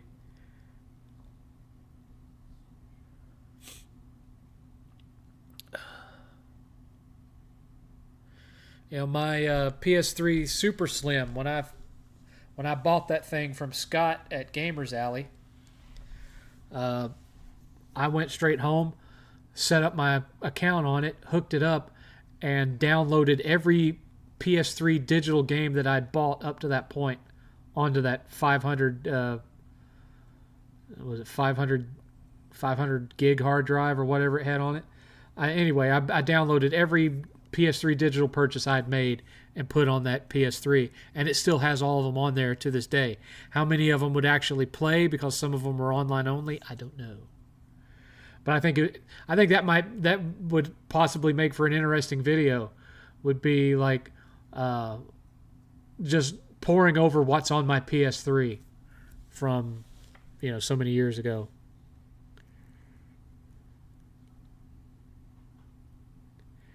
What are your thoughts on the James Bond game?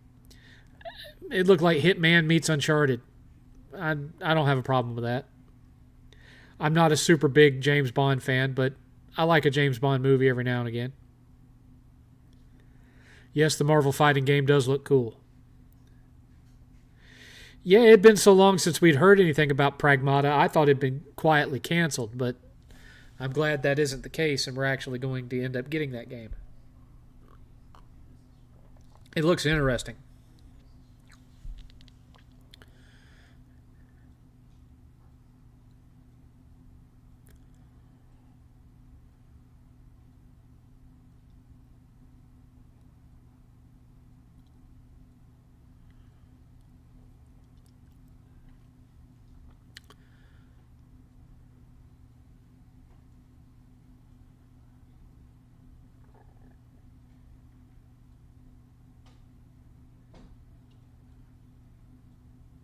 You thought James Bond looked like a soy boy? He just looked like a early 20s guy with a scar on his face as far as I was concerned. Kind of looked similar to the guy that's the new Superman, the David Corn Sweat.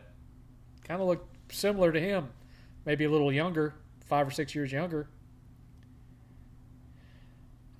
Dizzy, I'm happy to see the Final Fantasy Tactics remaster reveal. Now I'm just waiting for them to reveal the 9 remake. Well, it's coming.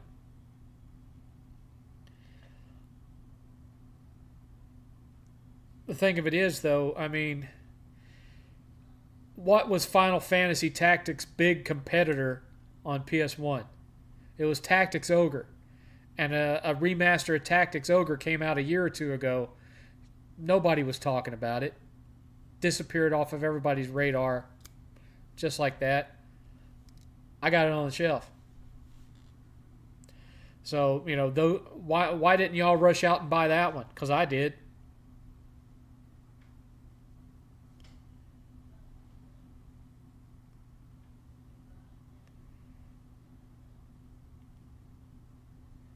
These movies and shows try to force you to accept their politics even though they know it doesn't work and lose money and focus on making good stories. That simple. Agreed.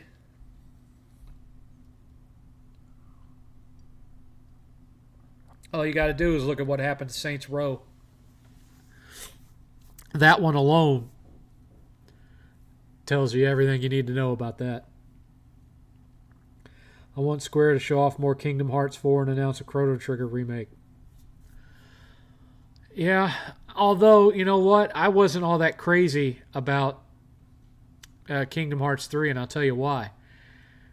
Because they leaned so heavily on Pixar movies. Now, I prefer the old Disney stuff. I'm not a fan as much of the Pixar movies. It's okay to have one here or there. Get them in for the mix. But I'd rather have a whole level dedicated to Lilo and Stitch, Black Cauldron, Condor Man. There's a lot of old Disney movies that they haven't tapped into. The Black Hole.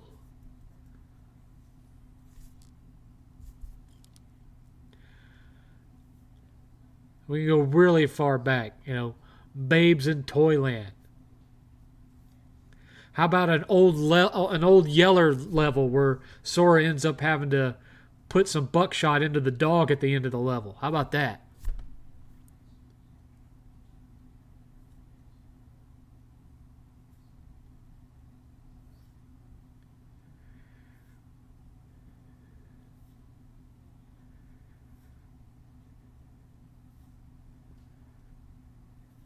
Yeah, there wasn't as much Final Fantasy in Kingdom Hearts 3 as there was the previous games. I don't know, that whole game just felt tonally off compared to the first two games. Even compared to the portable games. That's one thing that I bought the PS4 re-release of Birth by Sleep, the PSP game, and I never finished it on PS4. That's another one I could go back and play.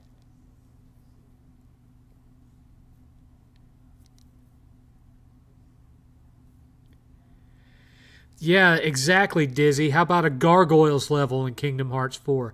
How about a DuckTales level? How about a Chip and Dale Rescue Rangers instead of just...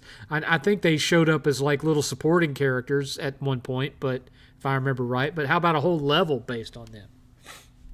How about a Gummy Bears level? If we're going to be talking about old Disney, how about Gummy Bears?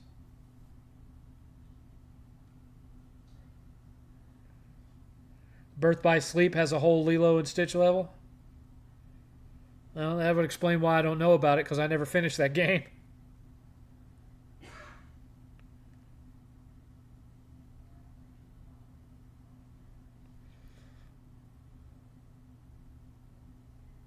Speaking of, Disney has so severely dropped the ball with Lilo and Stitch. And I'm not talking about the live action remake. They established the whole concept in Lilo and Stitch, the series, that he has 625 other experiments that he referred to as cousins. They could have had their own Pokemon, but they didn't market it. They didn't trust in it. They didn't support it. They could have made money hand over fist. That should have shown everybody years ago that Disney doesn't know what they're doing.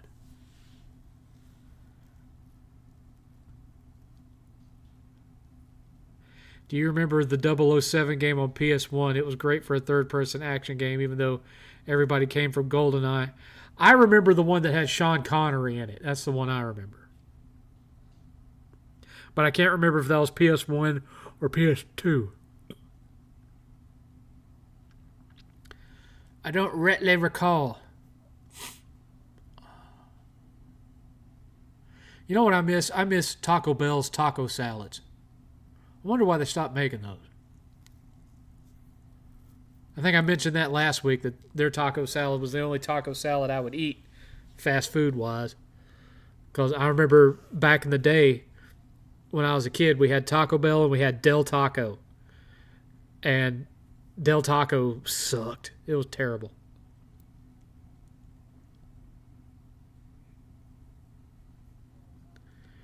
We had a lot of weird stuff fast food wise when I was a kid. Like we had a place that was a sub sandwich place like Subway. It was called Anchor's Hoagies. And it was pretty racist because it had this whole Middle Eastern vibe. Their mascot was like a dude in a turban on a camel. Anchor's Hoagies. I hadn't thought about them in years. We had Central Park, which was a burger joint that was in a building about the size, not much bigger than the size of a Kodak photo booth that would have been in the parking lot of Walmart back in the 80s and 90s. And the building was so small, it was literally only big enough for one person to run it. So, they were the one that took your order and they were the one that cooked it and rang it up. It was just big enough for one person to sit with a cash register and a grill. Central Park. Watch Prisoners. Hugh Jackman is great in it. Okay. Alrighty then. I will peruse that at some point.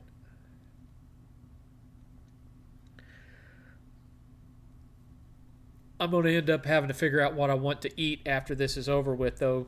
Normally, my mindset would be don't eat anything because I've already had dinner. But I have to eat my dinner like early on Saturdays because if I eat it at the normal time that I would eat it, it sits like a lead weight in my gut when I'm trying to do the 7thCast and ends up making me really sick. I'm hurting right now, but I'm not hurting in that way. I'm not having stomach pain. It's more like hip and back pain is what I'm having right now. So I got to figure out what I'm going to eat when this is over with. Because eating so early, I'm hungry again.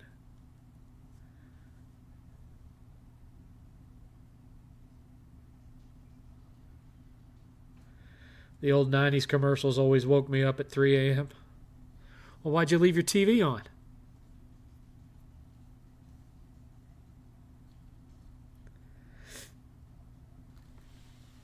The infomercials I remember most, it wasn't like Sham Wow and all that kind of crap. The ones I remember are for like the music compilations. Like I remember there was one they used to sell like 2 or 3 in the morning that was like a punk rock compilation. But some of the stuff that was on there you wouldn't really consider punk rock, like Echo and the Bunnymen. Yeah. Yeah. Yeah. Yeah. We've got all your greatest punk rock hits like Talking Heads. REM. What the? Oh man, that collection was clueless. I'd sit and watch it every time because of how ridiculous it was. I got a big kick out of it.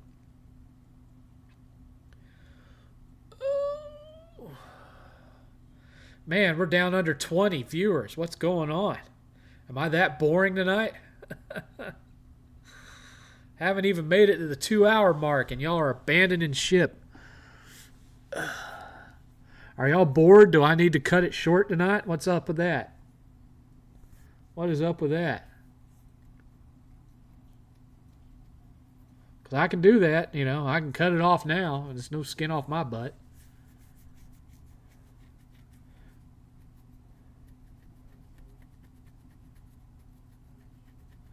Resident Evil 9 looks nice. A return to RPD. I hope Jill and Leon are present. Well, I guess we'll find out. It does look good, but then again, I'm not a big survival horror player. From Chris G. UFC 316 is tonight. Oh, well. I didn't know I had such a crossover audience with Ultimate Fighting. That it would so negatively affect my viewership.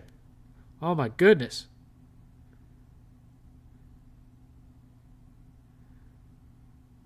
No, give us what we want. Pause. What do you want, Nick? What do you want?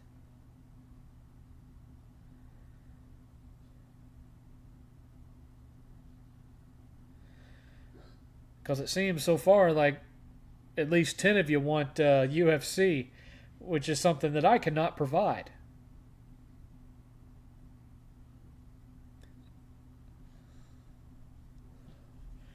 We certainly aren't getting as many questions tonight because the same people are asking questions. Got the same 5 or 6 people asking questions. Where's the other 15 people? Why aren't y'all asking questions? There's 15 other people watching the show. Why aren't y'all asking questions? Why is it all these same folks? Participate. That's what this is for. What's the matter with you people? Did you play X-Men Destiny on the PS3? Yeah, it was kind of crap. Wasn't very good. I still have it, by the way. Thoughts on the PS5 5 years later? I'm perfectly satisfied with it. Could there be more first-party exclusives? Sure. But, I at no point have I been bereft of things to play. Let's put it that way.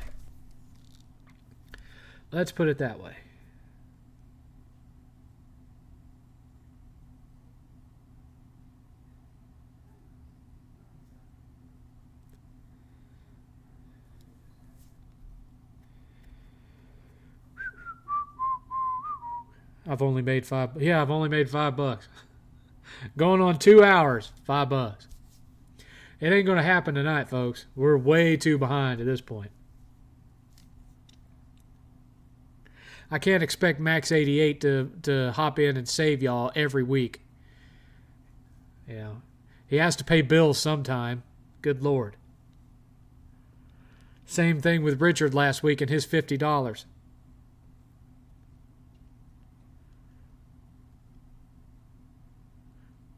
Can't keep on just having 2 guys, representing a bulk of it. Come on.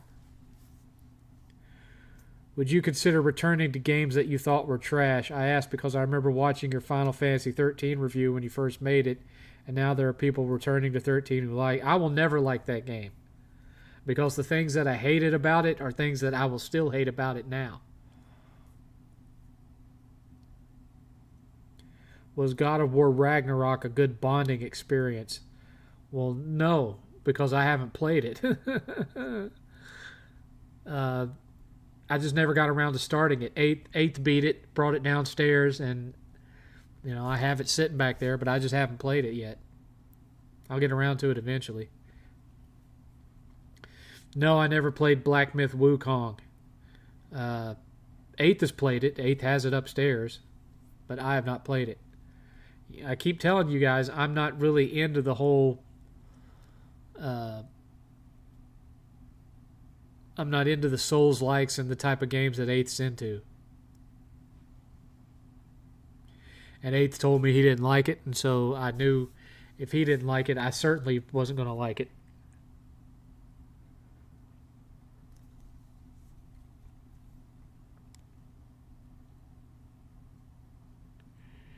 Is there an example of a time where you grew to appreciate a game you used to hate?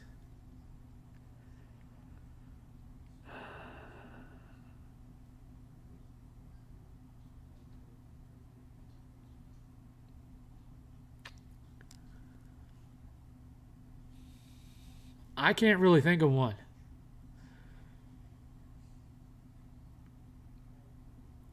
In most instances, if I will know within a few minutes of whether I'm going to enjoy a game or not.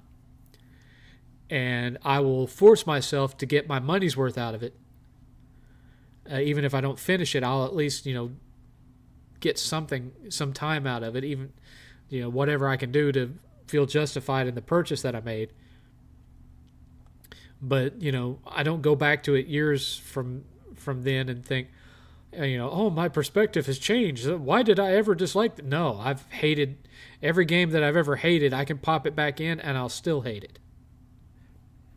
For the reasons that I originally hated it for. Sometimes I find all new reasons to hate it on top of the existing ones. No, I don't do that, Nick. Have you played? No, like I mentioned earlier, I haven't played Expedition 33 because it's upstairs in Eighth's room. He's still playing it. Eighth gets first dibs on everything, unless it's something that I specifically bought for myself that I know he isn't going to have any interest in anyway, like an old school retro inspired thing or something. Like I bought the physical of Infernax. That one came straight to me because I knew it wasn't something he was going to play. Thoughts on WWE parting ways with Carlito and R-Truth? Don't really care about Carlito. R-Truth is kind of sad because he's been funny for years and years. I think if 7th played Night Rain, he'd hate that it's a good game, but it's ball-breakingly hard. It's not about difficulty. It's just I'm not a fan of Souls-like combat. I'm more of a Devil May Cry type of combat player. And so the meticulous, slower gameplay of an Elden Ring or a Dark Souls or what have you doesn't appeal to me as much. For me, it feels slow and tedious.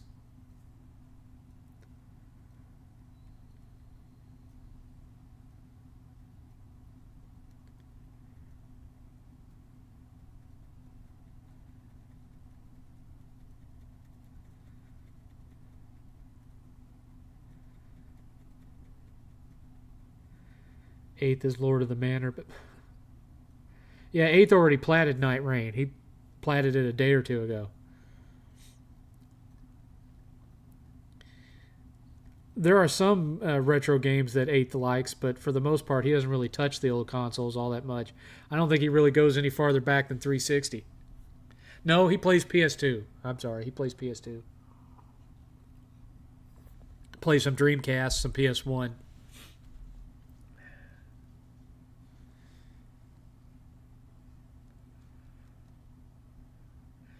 Eighth is very skilled at Souls-like games. That's kind of his genre of choice. He's been that way since he was 12 or 13 when he 11? Yeah. Okay, well, apparently he was 11 when he first beat Bloodborne. I thought he was 12. I could be wrong.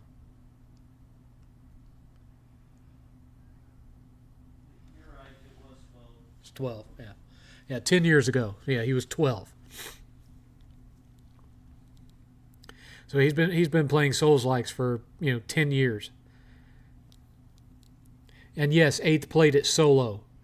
He did a little bit with one of his friends on Night Rain. He did a little bit of it with one of his friends, but they were having trouble getting a decent player to be their third.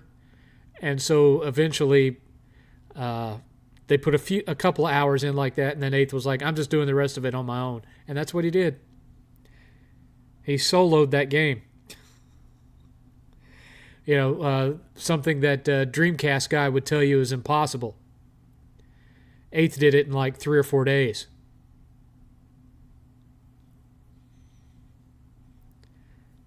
Because that's what he does. He devours Souls-likes. He chews them up and spits them out.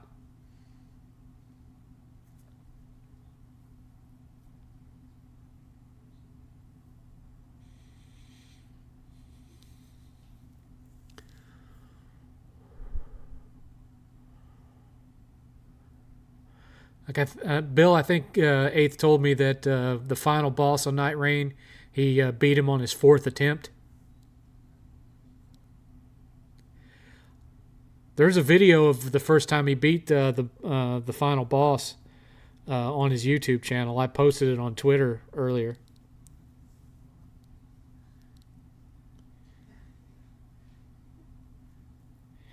Would you agree that AEW should give R-Truth a shot in their lineup? When so much of their show is around comedy anyway, might as well.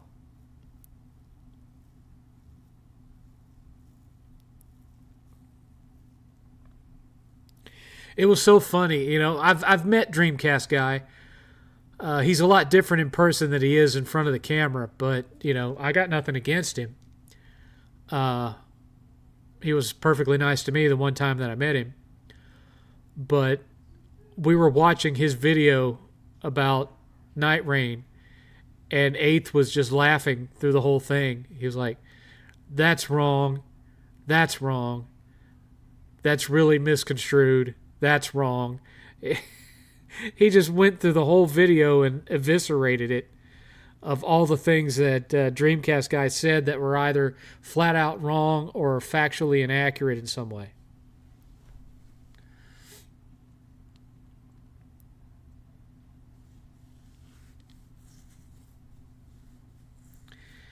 And 8th is just like that. I mean, if he's beat a Souls-like, you can give him criteria and say, do a run and you're only allowed to do this, this, and that. And he can do it. He knows the games that well. He's put hundreds of hours into the ones that are his favorites. Hundreds upon hundreds of hours. To the point where it's kind of like the story I tell about Ninja Gaiden, where it took me a year to master the original Ninja Gaiden, and then a week after I finally beat it, Ninja Gaiden 2 came out, and I took it home and beat it the day I brought it home in like 2 hours. That's kind of like 8th now. He's done so much of the Souls-like stuff that it's not really anything for him to bring home a big-ass Souls-like and have it done within just a couple of days.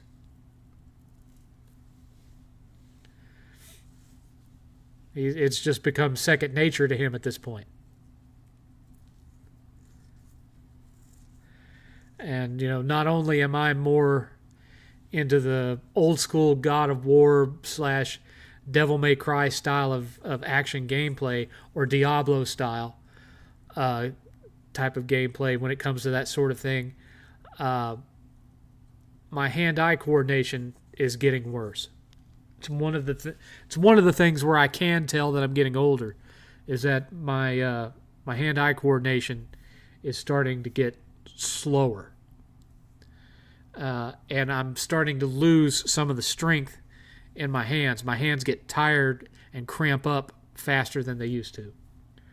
And so, like what I was saying last week, when I played Rita's Revenge or whatever, the Power Ranger beat 'em up, I played it for about an hour, and my right hand was cramping so bad that I had to stop. I couldn't take it anymore. And so I can just picture myself trying to be, calm and calculating with a Souls-like, with all that going on. And it's just not an experience I feel like trying to put myself through just to see if I could do it. People pick on Dreamcast guy. He seems like a normal, decent guy, although his videos I could take or leave. Not that they're bad, but not my cup of tea.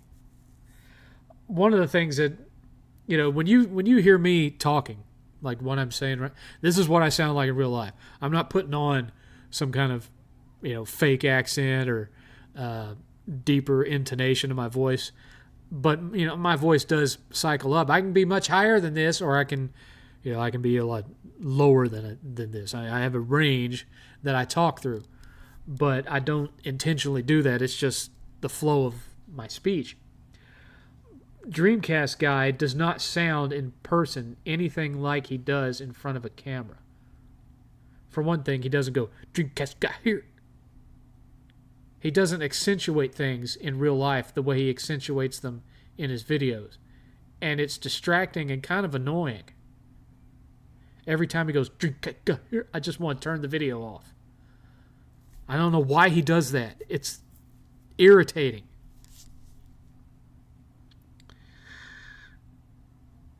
I remember when Dreamcast guy made a Final Fantasy ranking video and people could tell he hadn't played some of the games he was ranking. Yeah, 8th blew through Kazan real quick. Oh yeah, my eyesight gets a little worse every year. You should maybe get a hand grip trainer to help your situation. I don't know if that would do anything, because some of mine is nerve damage. I know it is, because my index fingers will start doing this kind of shit on their own. So I know I've got some nerve damage in there.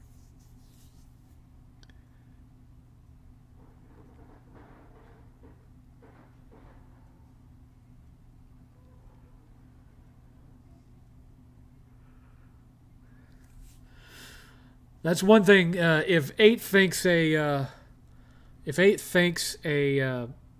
Souls-like is subpar, he will let you know. Feel free to ask him what he thinks about Mortal Shell. Or Immortal Shell, whatever it's called.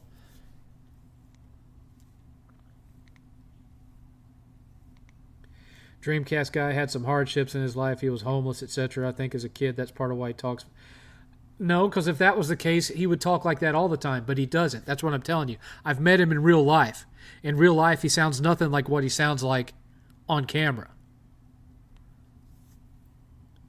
It's like he's playing a character when he's on camera. You know, I don't walk around sounding like Sarge, you know, because it's a character. And he doesn't sound like Dreamcast guy in real life. In real life, he's Max. And he doesn't sound like Dreamcast guy.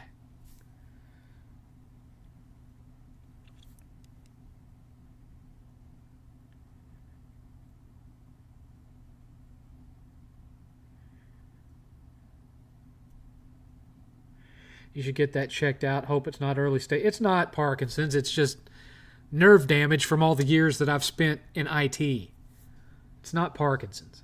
It's just nerve damage.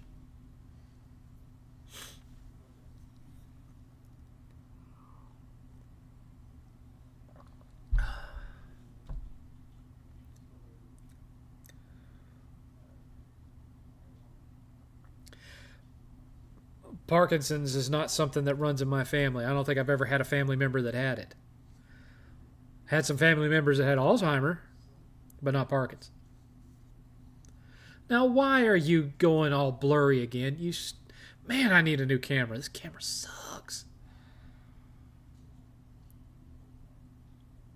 Yes, 8th acquired the Lies of P DLC last night. I didn't have the money to give it to him because, you know, gaming table, so he charged it to his credit card instead. His one credit card. I've only allowed him to have one. I don't want him to end up like me.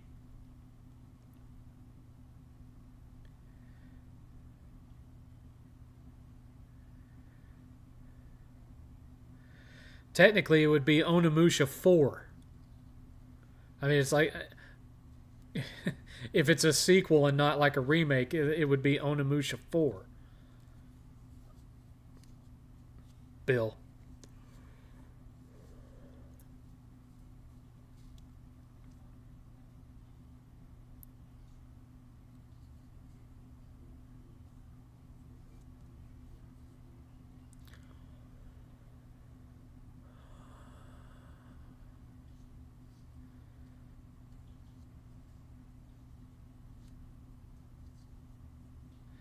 Eighth, what was that game that came out on PS5? It's a Japanese game. And it came out somewhere around the same time as Code Vein, but it was more of a third-person action title, and you had like mental powers. You could float stuff with your mind and stuff. What was the name of that game?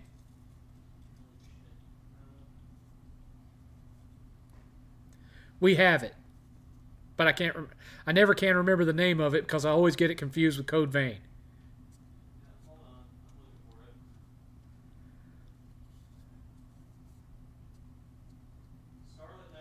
Yes, Scarlet Nexus. That is yet another one that would probably be something that's more up my alley that I have never played. Haven't played it yet. And now my screen goes... Come on, camera. Jesus.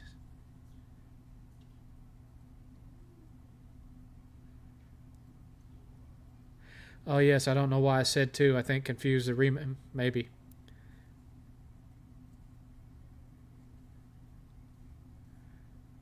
Not Control. I was thinking of Scarlet Nexus. Remember, I said it was a Japanese game. Control is not a Japanese game. I've beaten Control. I didn't plat Control. It's just way too much side material. There's way too much side material. I got burnt out well before ever making it plat-wise.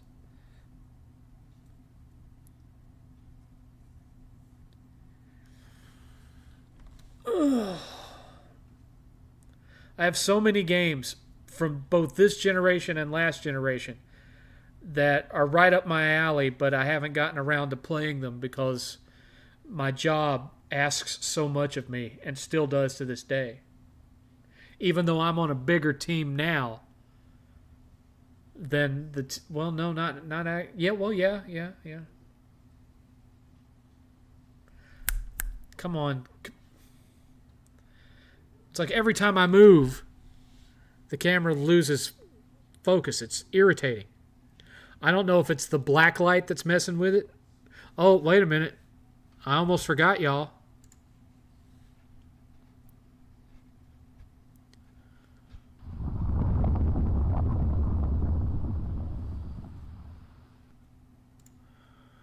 One hour left. We have had one $5 donation. We are $45 short of extending the show by an hour. So it's looking like it ain't going to happen tonight, folks. So if you got questions, you better get them in. And it's especially probably not going to happen since our audience just dropped to 15 viewers. 15.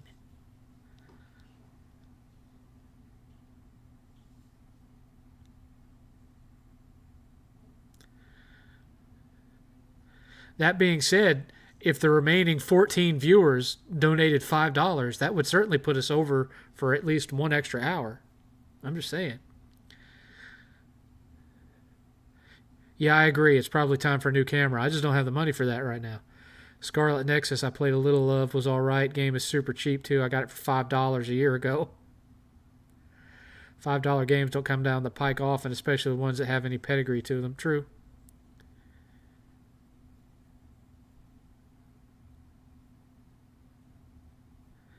Yeah, 8th has already completed the Neo 3 beta, Bill.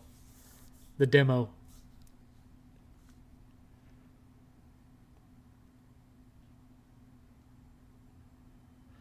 Bill, I think they said they were going to keep it up for 30 days or something like that. Or am I thinking of something else? It's up until the 18th. Okay. No, I'm not a fan of the Sniper Elite series. I tried to play one of the zombie ones once. I got bored super fast.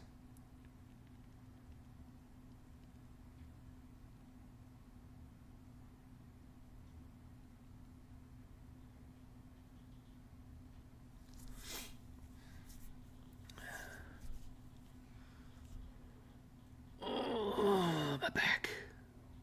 My back. Mr. Oh.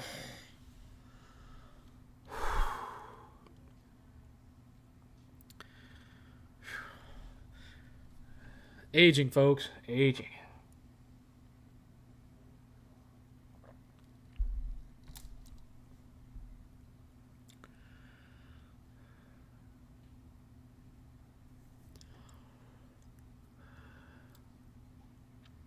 Come on, folks. Questions, questions, questions. Questions, questions, questions, or we're just going to stop at 2 hours. Come on.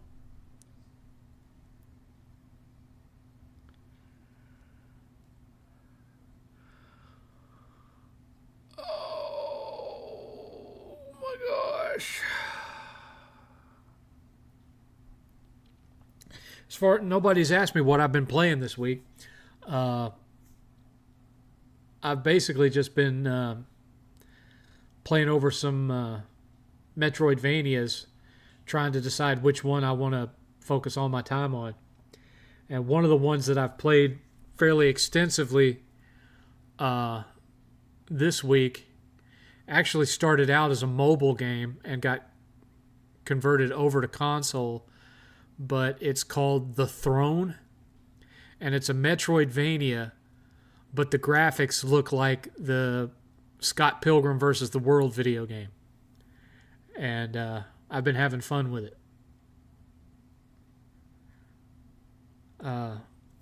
It's a little bit obtuse because On the computer version, you can bring up the map anyway, anytime you want. But so far, I haven't been able to find a way to do that on the PS5 version.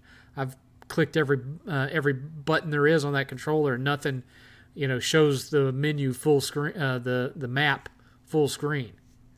So I don't know why you can do it on the PC, but you can't do it on the PS5. That's been one irritation with it, but otherwise I've been having some fun with it.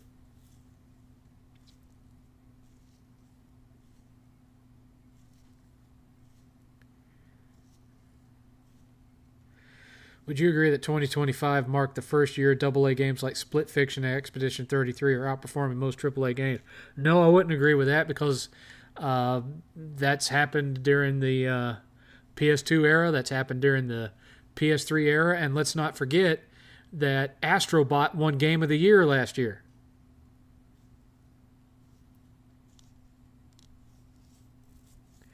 Did you like Ty the Tasmanian Tiger?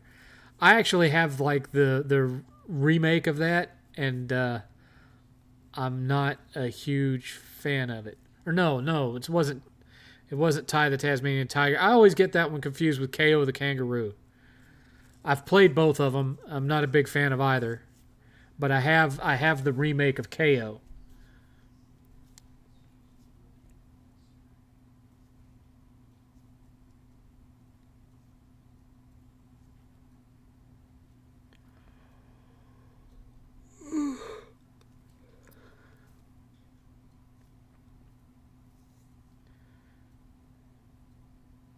Yeah, we have Rise of the Ronin too, Bill. We have that one. Did you ever finish Life of Black Tiger? No, I did not finish Life of Black Tiger. I was not a fan.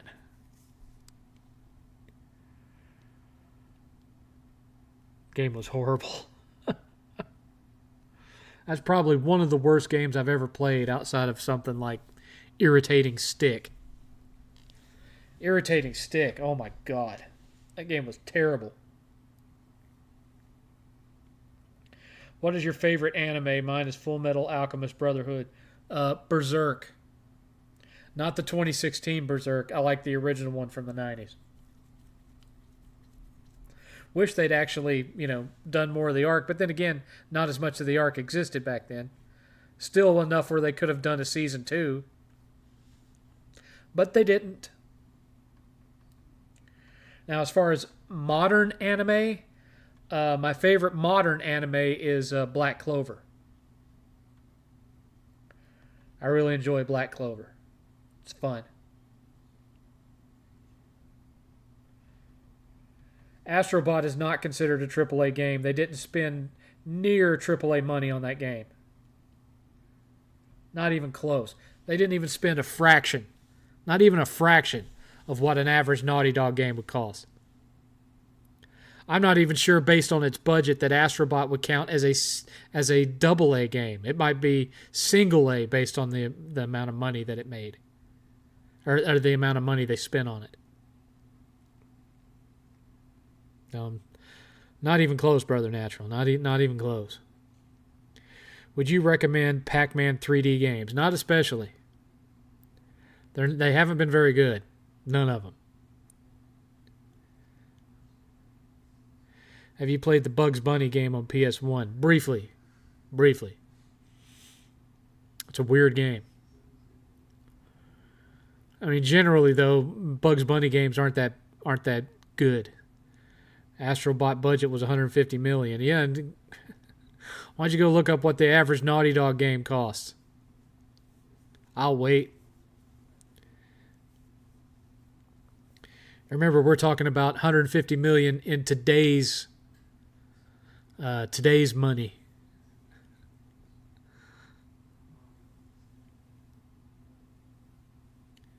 Don't get me wrong, I loved Astrobot, but it's not a AAA release.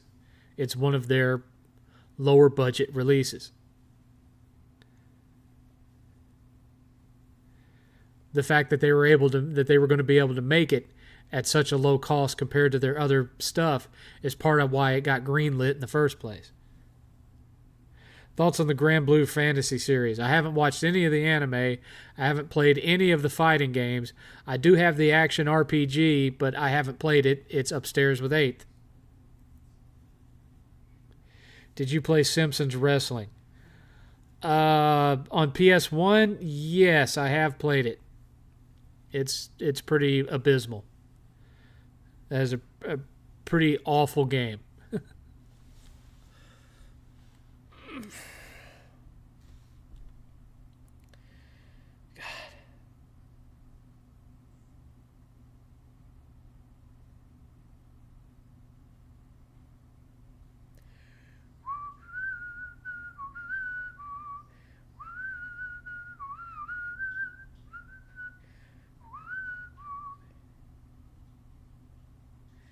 Do you adhere to the concept of games being more than fun? For instance, I don't find horror, thriller, or suspense games fun, but I can find the entertainment value in them philosophical gaming.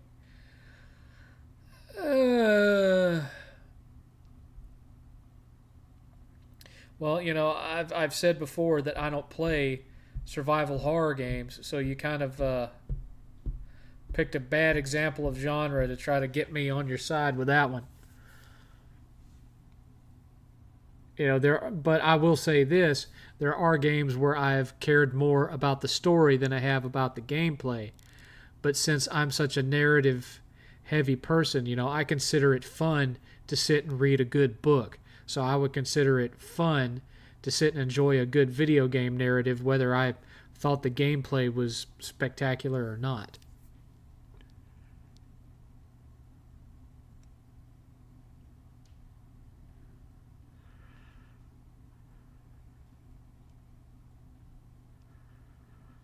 The Rec Room trailer looked good for what it was. I don't know where he got the $150 million from. That wasn't me. That was Brother Natural that said that. I didn't think they spent that much on it. I thought it was more down in the $100 million range.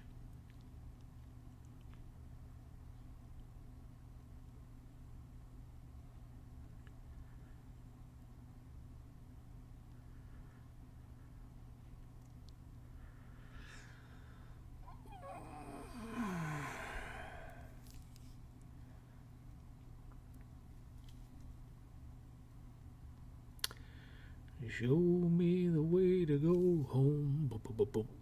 I'm tired and I want to go to bed.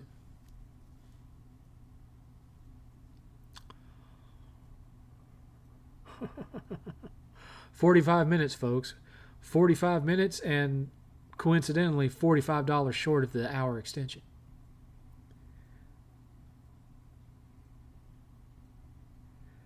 That's what I thought, 8th. I didn't think it even made it to $100 million. I don't know where. Maybe he's combining production budget and advertising budget.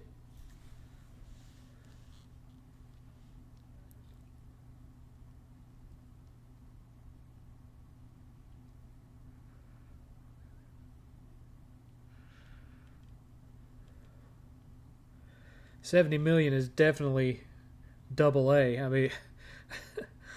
With today's inflationary market, I mean, you could almost say that was single A, but I realize there's a lot of indie bangers that were made for a fraction of $70 million. So, as far as big publishers and developers like Sony, $70 million is a drop in the bucket. A bargain. I got that source from Video Games Chronicle.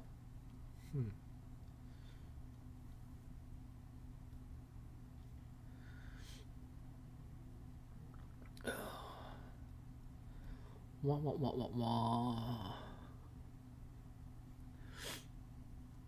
Now, you guys usually ask me for at least one movie recommendation. Let me give you an old one. I'll give you an old one. It's a comedy that stars Jim Belushi and John Ritter. It's called Real Men. And it was kind of Men in Black before Men in Black was Men in Black. Years before Men in Black. I'm not going to give you any spoilers. It's a little bit wacky.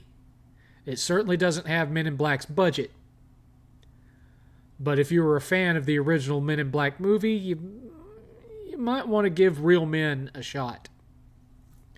It's available right now on Amazon Prime.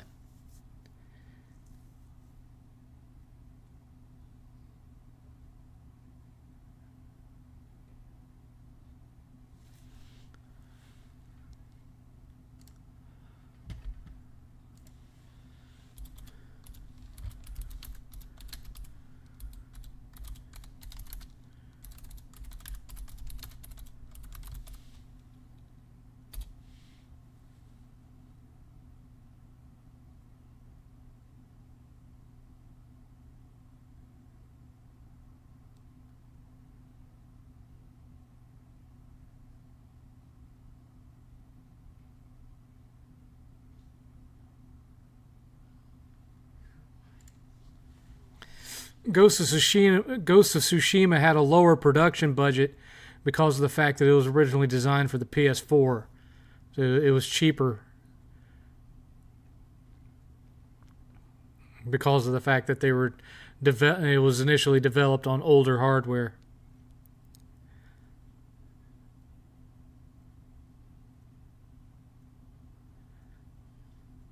Eating barbecue chillin'. Okay.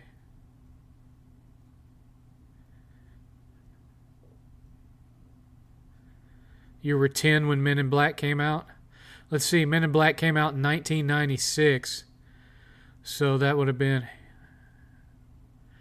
I would have been 21 and a half. About to turn, 22 in 6 months or so.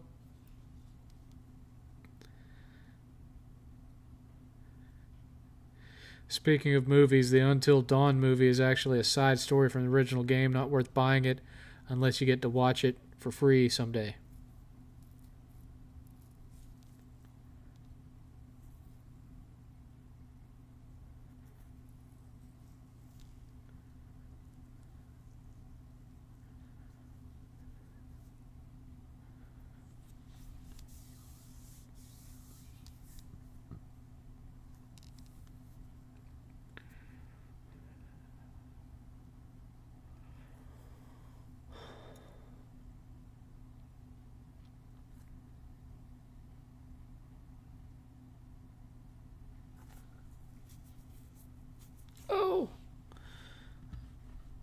Oh, that hurts my innards.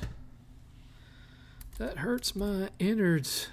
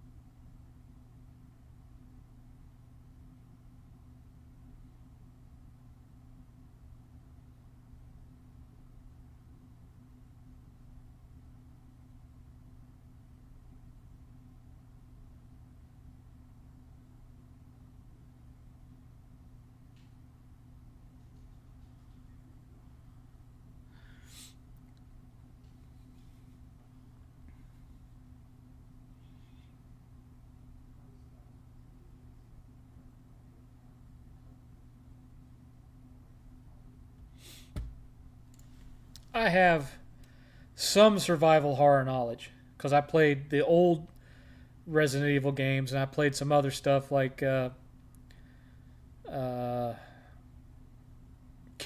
on Dreamcast, Dino Crisis,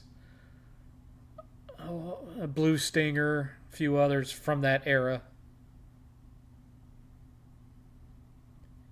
The original Alone in the Dark.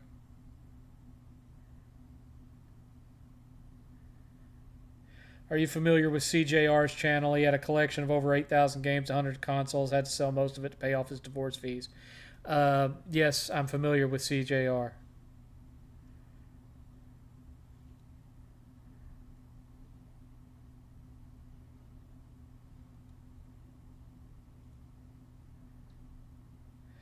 He actually sold off his complete copies of Chrono Trigger and Earthbound. Oof.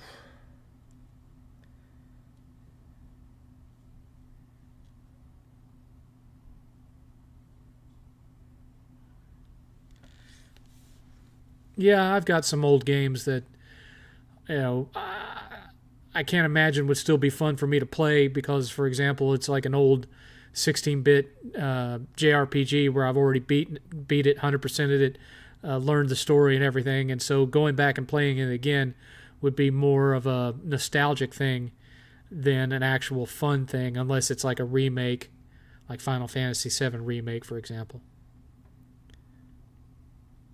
Or if it's something that's been so long ago that I don't even remember the game, I just have fond memories of when I beat it.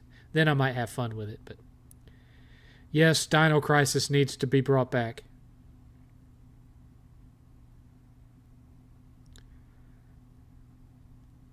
No, AKL Max, I did not get a Switch 2.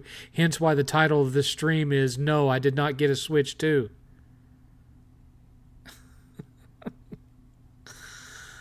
Oh, guys. Guys. We have 38 minutes left, guys. 38 minutes left, and we are $45 short of extending by 1 hour.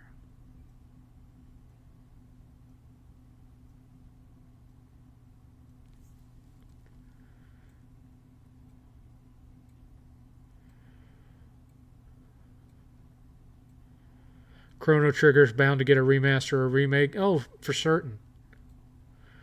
In the least, a remaster. I don't know about a remake, but definitely a remaster.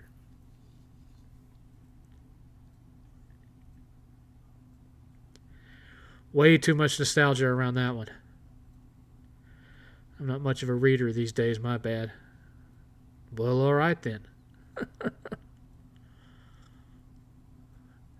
You can admit it. That's commendable. Man.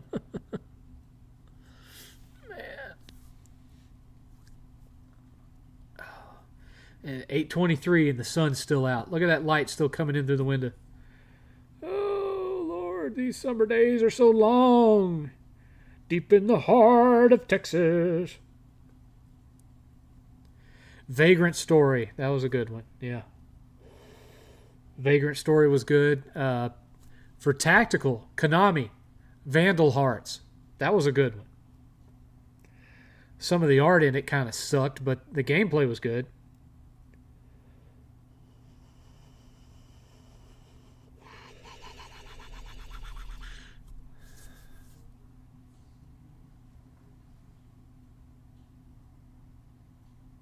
How's it going? Oh.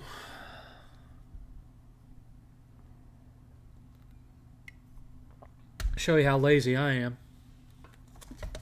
I've had this thing $5 from Dark Star Angel. It's way more than just Pal World. Why am I hard boycotting the Switch 2 and Nintendo products in general? Understood. 8th wants a remake of Dark Souls 2. You ever think of taking over the family business when 7th gets too old to do it? Nah, 8th would never do that. 8th is not as much of an extrovert as I am. And I wasn't always this way. I didn't become like this till like teenage years. I was kind of the shy kid up until then. But I hit around 14 and suddenly off I went. But I've had this little flux capacitor little wall sign sitting here for over a month and I still haven't hung it up yet. I'm just being lazy.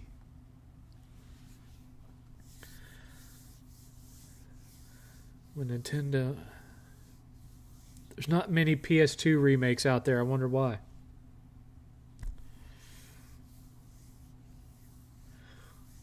Are you going to get the Metal Gear remake? I'll get it if 8th wants it. What Nintendo spent on Mario Kart World or Tears of the Kingdom was way less than other open world games made by third-party companies. I would imagine so. But they didn't have to spend that much on it because of the hardware that they're putting it on. Yeah, contrary to popular belief, the Switch 2 is not exactly a powerhouse. What was your favorite announcement from this week?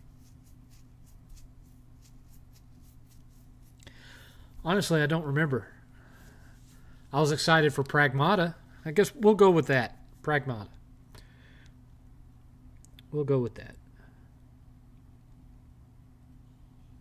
So now we are at $10. We are $40 short of the hour extension with about a half hour left to go.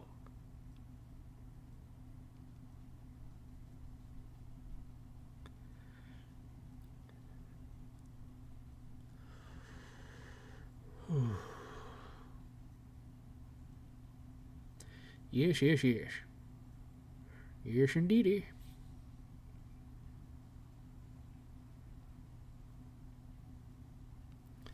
So I got my Polymega controller sitting here. Battery on it's probably bad now, because it sits always plugged in to the charger. But here's what the Polymega controller looks like. Polymega. It's a good feeling controller.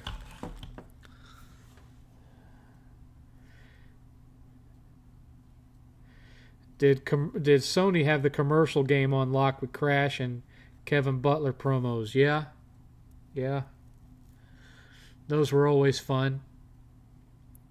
The Kevin Butler ones in particular were a lot of fun. Thought they were hilarious. Of course, nowadays I don't really see commercials that much, so I don't know what Sony's commercial game is even like now. Because I'm just not, I don't watch regular TV. So the only ads I see is if they put a promo for another movie at the start of something on Amazon Prime. Because, I have YouTube Premium because I didn't want to. They were starting to get too ridiculous with the ads. And so I got YouTube Premium so I wouldn't have to sit through multiple ads just to watch a 10-minute video. From Bill, I have a feeling the Switch 2 sales are going to stall pretty hard. You can get a PS5 with, I think, for $400, and you don't have to buy all that nickel and dime crap like a Pro Controller, micro SD card. Yeah. Well, like I said, I had friends that even late into today were able to walk into retail places and there were Switches in stock, Switch 2s. So, it did not sell out yesterday. Now, the Walmart here, they got barely any. This is a small town. They barely got any pre-orders for the Switch 2 at the Walmart here. So the Walmart here didn't even bother to stock it. That's how small the interest was for it here.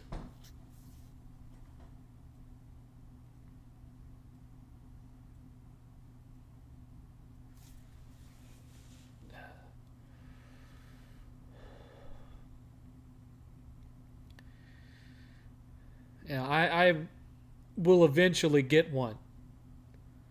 But right now, there's nothing for it that makes me scream, "Oh, I simply must have it!"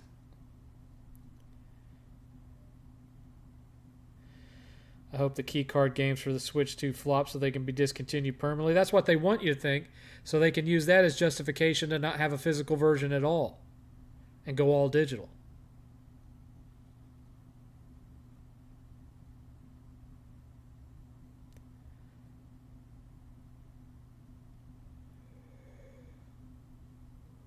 They'll be like, obviously you do not care about these fake physical releases, which clearly means that you don't care about real physical releases either, so we are taking it full digital.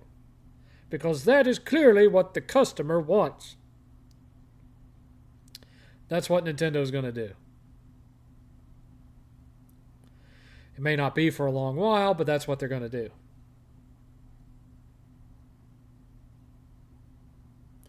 You think the Switch 2 is the Wii U all over again?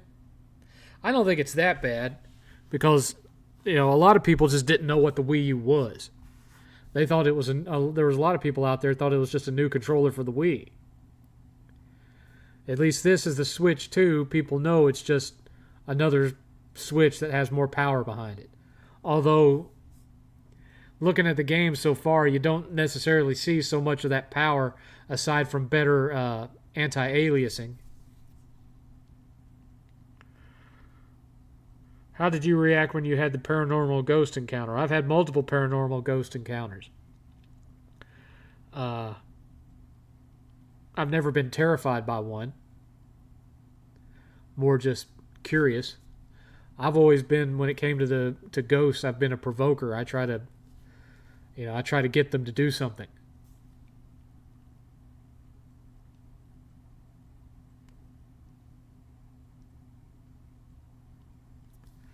The Switch U, because it's going to switch you to being a PC gamer. The Switch 2 is just a Switch Pro disguised as a new console.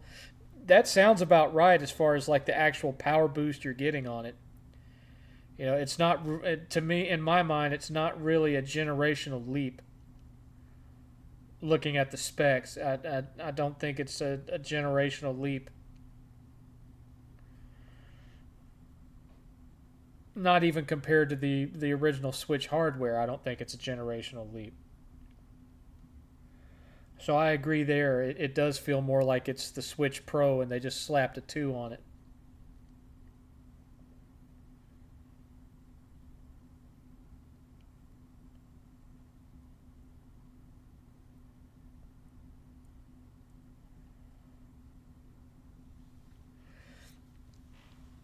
I mean, this is the first time that I can think of where the new hardware is so similar to the old hardware. Not talking about, this is the funny part. That's not as true when it comes to their handhelds. Game Boy Color still looked close enough to an original Game Boy that you'd say, oh yeah, this is just the new version of that. And people keep telling me, the Switch is a console, the Switch is a console. But they treat it just like they did their handhelds. The Switch 2 just looks like a slightly bigger and graphically improved Switch 1. Which is what you got, with Game Boy. Game Boy Color, oh, it does color and it's smaller, but it still looks like a Game Boy. I told you the Switch was a handheld, and the Switch 2 is a handheld. They treat it like a handheld. They market it like one.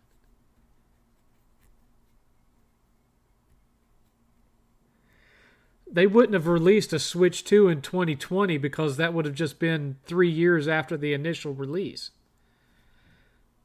Nintendo's never had that short of a console cycle. Unless you're counting maybe like the 3DS XL or something like that. Thoughts on Dude, Where's My Car? I never really liked that movie. I just thought it was dumb for the sake of being dumb. It felt like they were trying to go for that Bill and Ted thing, but it just didn't have the heart of Bill and Ted.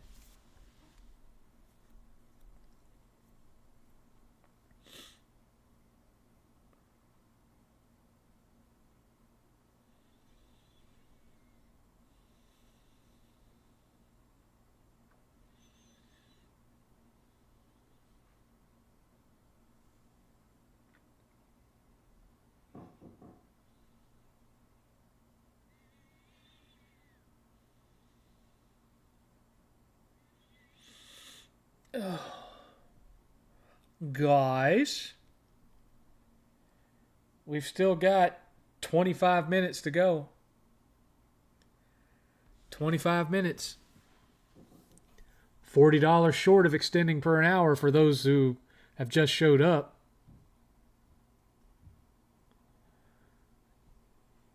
Gotta ask some questions, folks. Gotta ask questions. That's what this show is all about. That's what it's always been about. The Switch 2 hardware is faster, conventionally speaking. 3.7 teraflops docked versus the zero point 0.4 of the original. Specs wise, it's 10 times the performance. Well, I guess it's maybe just it's just Nintendo never does graphics that actually show it. Well, that makes sense.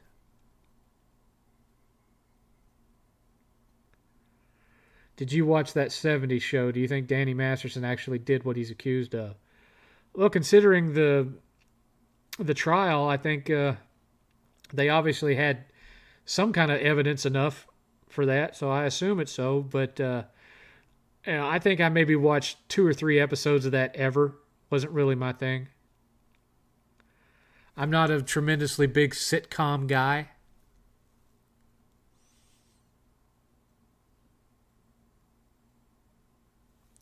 Sitcoms, for the most part, don't really do it for me. I mean, there's Red Dwarf. I like The Office. I like the IT Crowd. What We Do in Shadows. But for the most part, I'm not a big sitcom dude.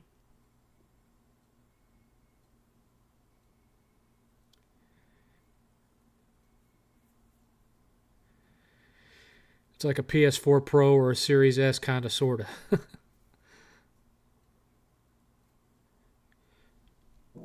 Oh, Magic Powers. Back during the Xbox One days, who do you think was the dumbest Xbox One fanboy?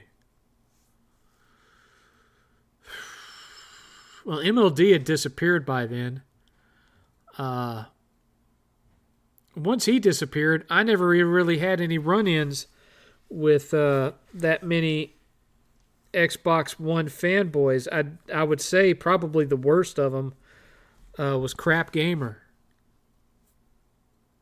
Probably Crap Gamer.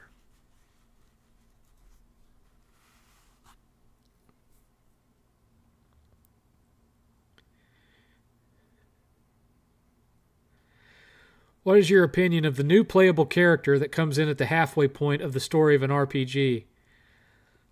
I'm not that thrilled with it because then, unless it's a situation where they join at the same general level as the rest of the team, I don't like it because then I have to do double duty to get them leveled up enough to be on the same tier with everybody else.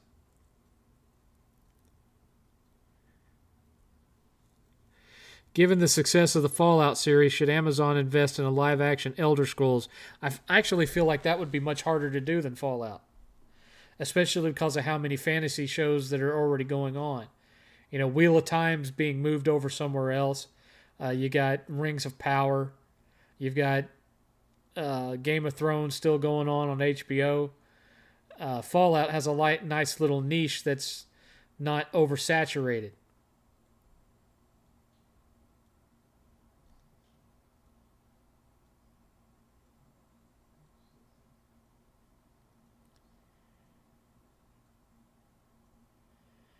Dusk Bloods. Oh, that's the FromSoft exclusive game for Switch 2? Yeah. Yeah, that's all you, 8th. That's all you. Like I said, so far the only exclusive thing they've shown for Switch 2 that I have any interest in is the new Donkey Kong game. It looks fun.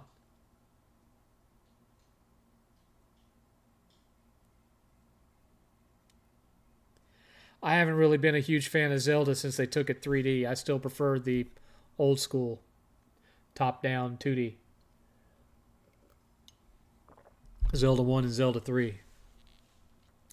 The Minish Cap. Which console did you own in your life that you've disliked the most?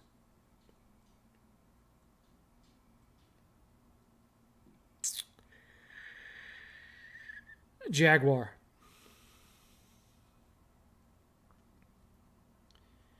You prefer the Wii U over the Switch 2? Okay. Fair enough. Your opinion is valid and has been noted, sir. 20 minutes to go. $40 short of extension.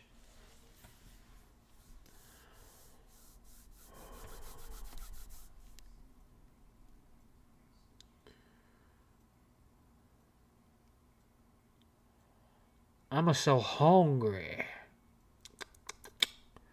More games. Well, of course, more games right now. Well, not if you consider the backlog of Switch games, assuming they all run properly. Which these days, that could be a pretty big assumption, really.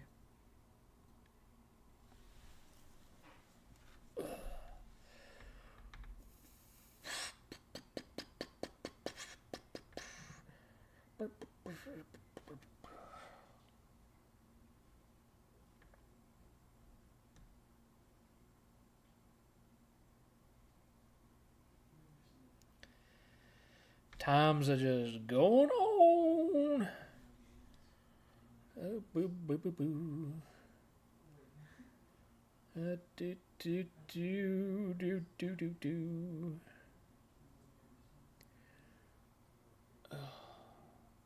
I probably should not have drank 2 root beers during the course of this show.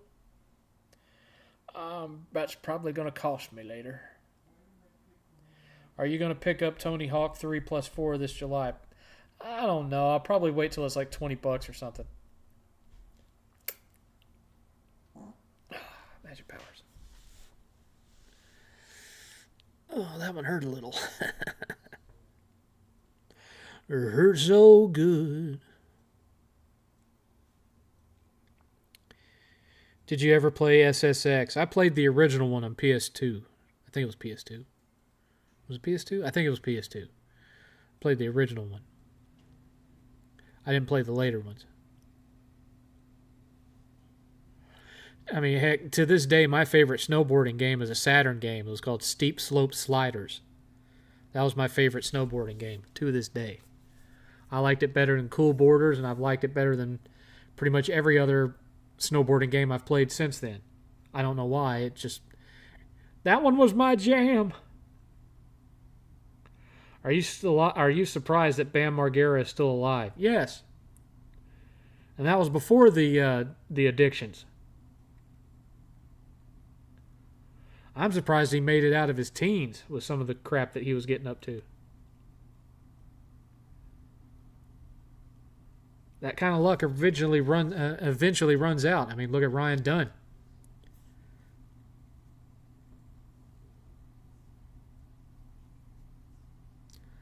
Look at old poor Ryan Dunn.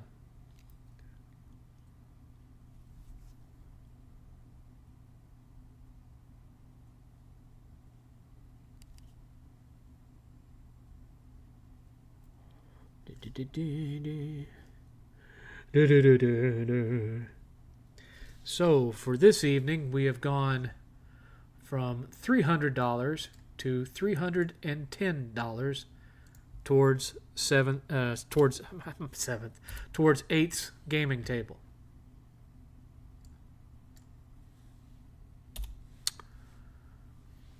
$10 increase. It's going to be a while before that game room tour video gets made.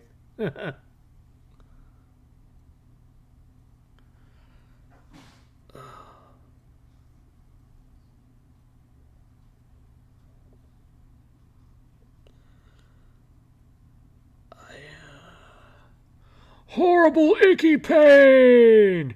Ryan Dunn had a sad ending. Well, he had an ending. I don't know how sad it was. Should have known better to be driving around in a, regardless of who it was that was driving a Porsche that fast and inebriated.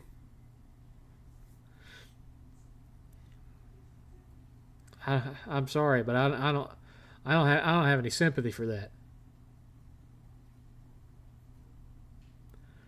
None whatsoever.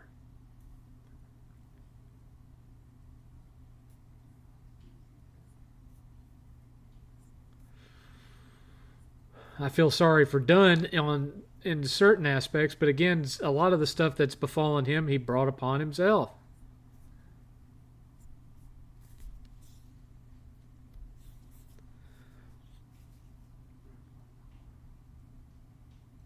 He just tried to extend his young years way too far.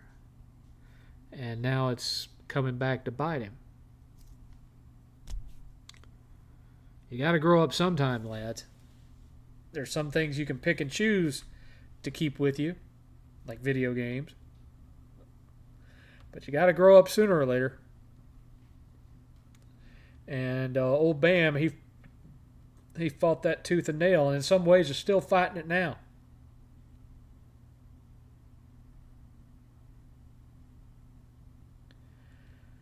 Ryan Dunn was Bam Margera's best friend. So, skater and stuntman, you could say. The key word being was.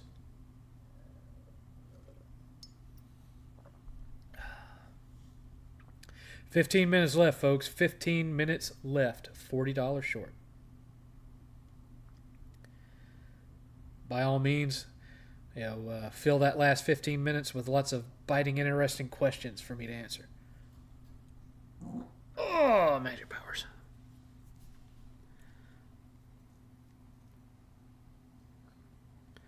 I didn't realize Johnny Knoxville had 16 concussions. Sounds a little embellished, but who am I to interject? Well, he's had all sorts of injuries, man. All sorts of injuries. My video game club's game this month is Devil May Cry 1. Have you played this game 7th and 8th? Yeah, I beat it on the original. I beat the PS2 version back when it came out. I have never finished Devil May Cry 2 because it just wasn't very good. Devil May Cry 3, they really upped the difficulty on, so I never actually got around to beating it. I got distracted by other things. I beat Devil May Cry 4. I think I beat it. I feel like I beat it. Maybe I did, maybe I didn't. I don't remember. I definitely beat the remake. Maybe that's what I'm thinking of. The reboot. Not remake, the reboot. The American... Or not American because they were European. The Western Devil May Cry. The one that Ninja Theory did. I beat that one.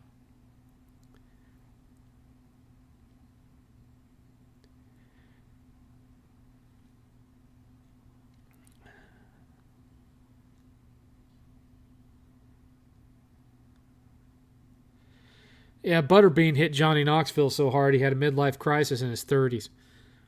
That was bad. He hit him bad. He effed him up. Old Butterbean.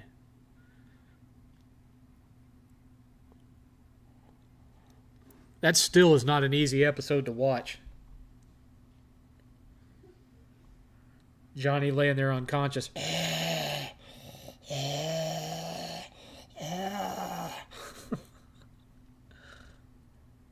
That was brutal.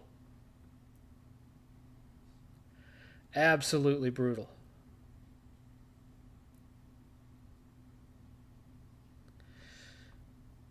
Yeah, I hated Dante in that game. His characterization was just so bad. I was not a fan.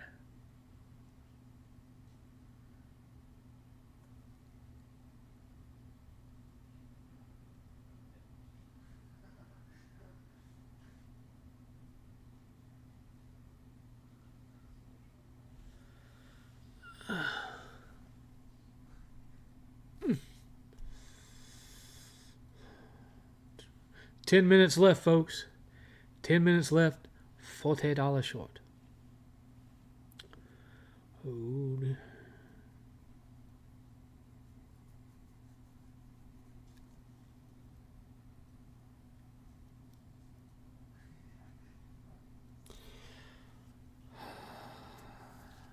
So what else is coming out on the theaters anytime soon? Because I can't think of anything coming out in the month of June that I want to see. Let's see.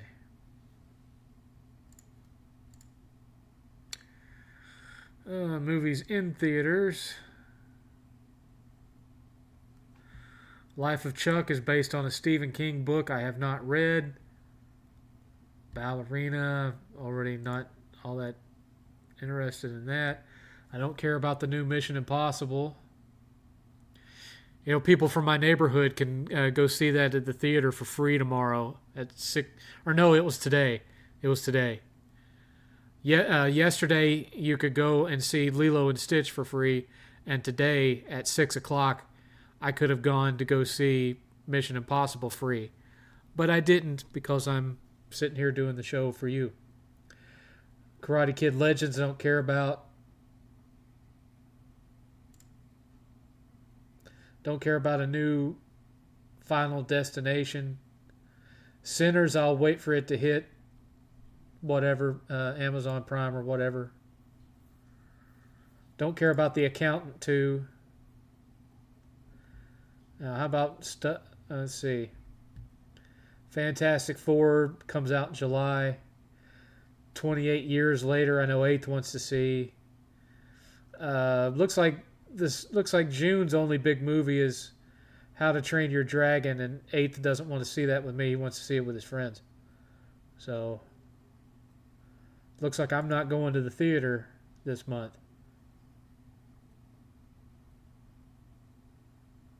Yeah, I don't see anything in the month of June that's going to be something that both 8th and I would want to go see.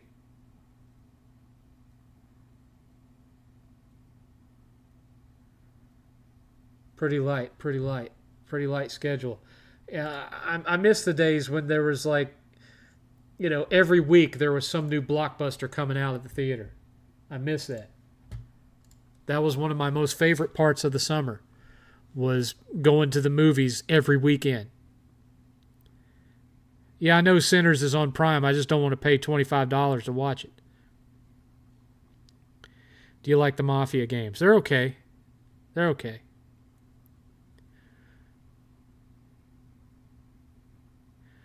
What dream did you have that made you think you were playing a video game? I've never had a dream like that. Sorry.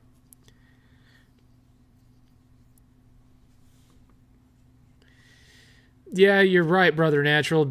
Western Dante and Delson Rowe were very similar as far as characters go. It's one of the reasons why I didn't care for Delson Rowe.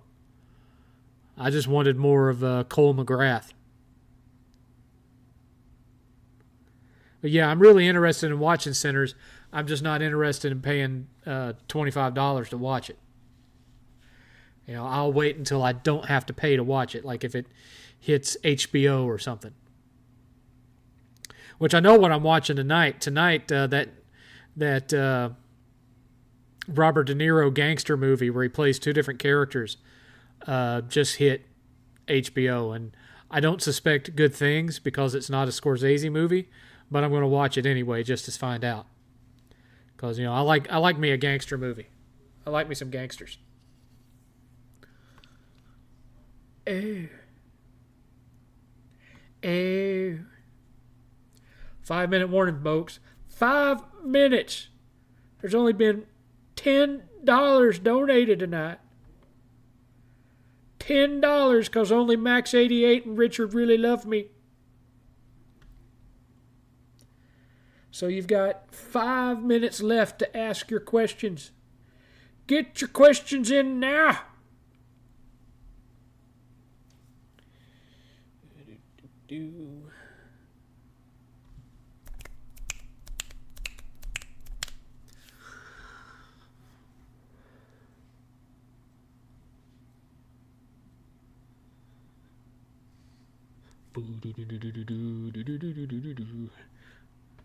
I almost wish we had some pizza coupons so we could get something. We get some pizza really cheap. But I don't have any pizza coupons. I think all I've got are Burger King coupons.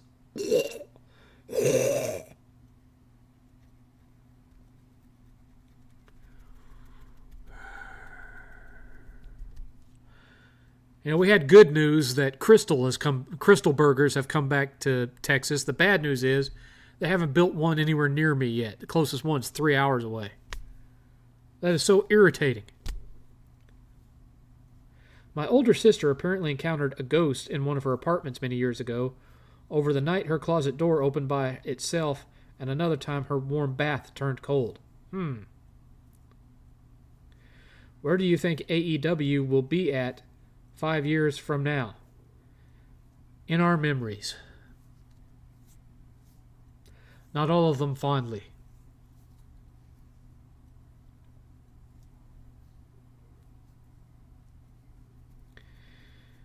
If that company still exists 5 years from now, I will be absolutely shocked. But then again, TNA is still around, so in one form or another.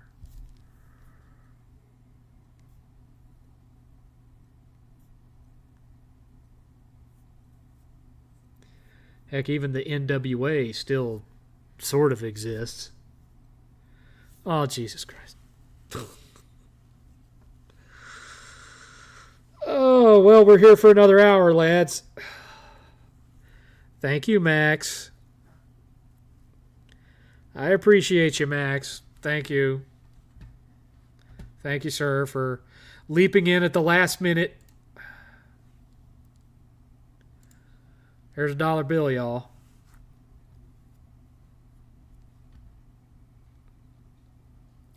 So that puts us up to $55, so we will be staying another hour.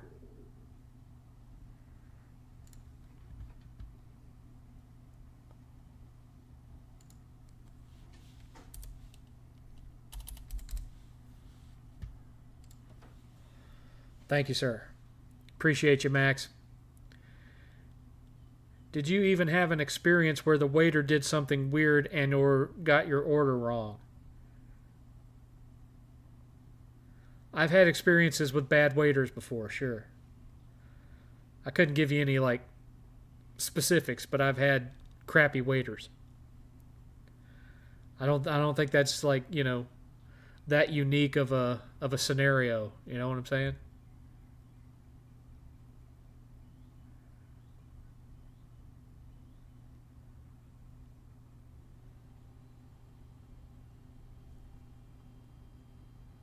That noise.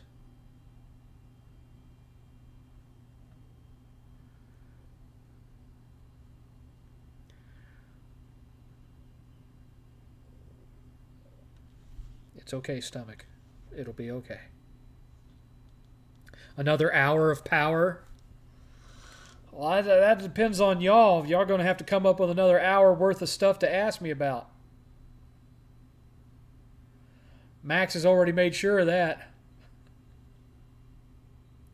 Appreciate you, Max.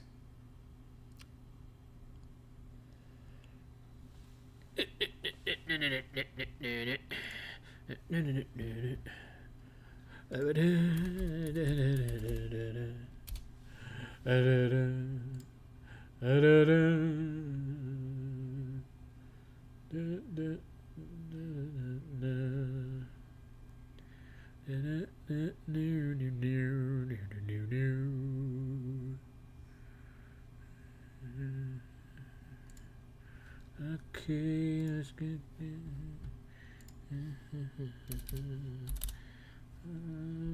where did it go? Where did my window go? Come on, window.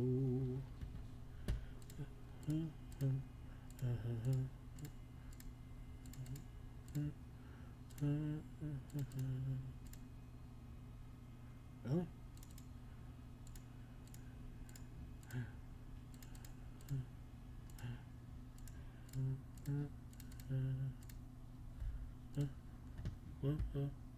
We shall see. We shall see. So that now puts us up to $355 towards 8th tabletop gaming table. So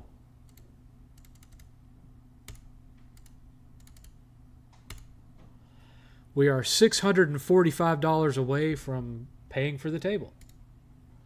$645 left. Excellent. We're doing good. This is practically Max's table at this point. Anyway. Do you always tip at restaurants? If it's a sit-in restaurant, yeah. That being said, it's been a long time since I've ate at a sit-in restaurant. At least a year.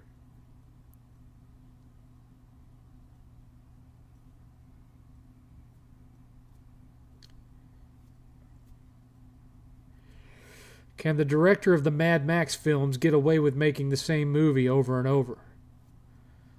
I don't really agree with that clean frame. I've watched all of the Mad Max films, and I mean, yeah, Furiosa had, a lot of connective tissue to Fury Road, but the original Mad Max is nothing like the Road Warrior. The Road Warrior is nothing like the original Mad Max and Thunderdome. Thunderdome's nothing like the previous two. He changes things up a lot from film to film. But yeah, there was a lot more in common between Furiosa and Fury Road than there was Fury Road and the previous three films.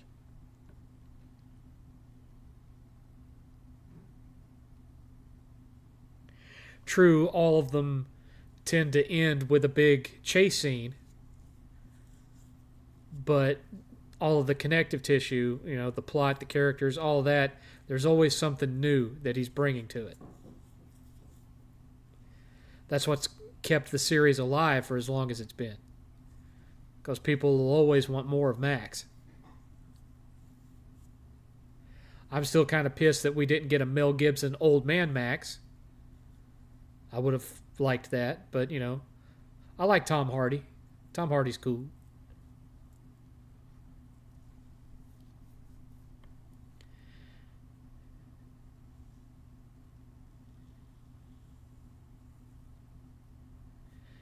As a kid, what names of games shows did you not know and try to guess? Example, calling Sonic Jumping Blue Ball Spinner.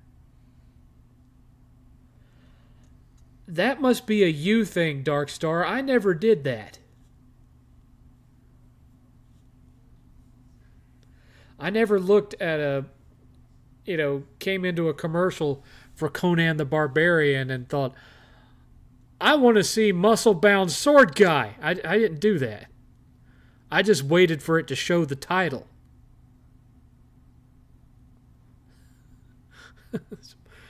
Weird question there, Darkstar. It's kind of weird. Kind of weird.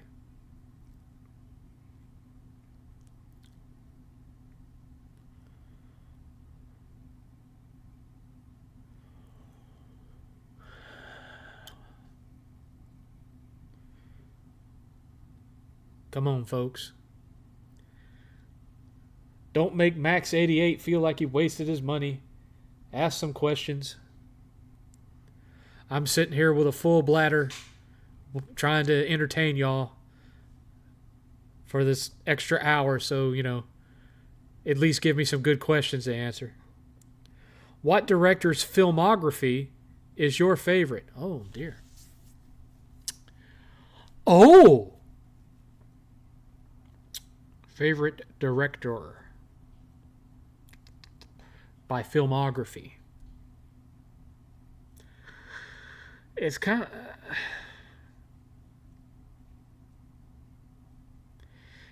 of hard to top Spielberg at this point. It really is.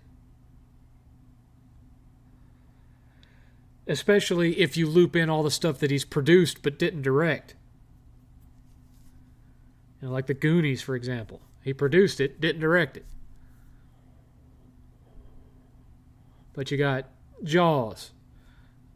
Don't really care that much about Close Encounters. That one, for me, was kind of boring. You got E.T. You got the first 4 Indiana Jones movies. You got Schindler's List. You got Munich. You've got the remake of War of the Worlds.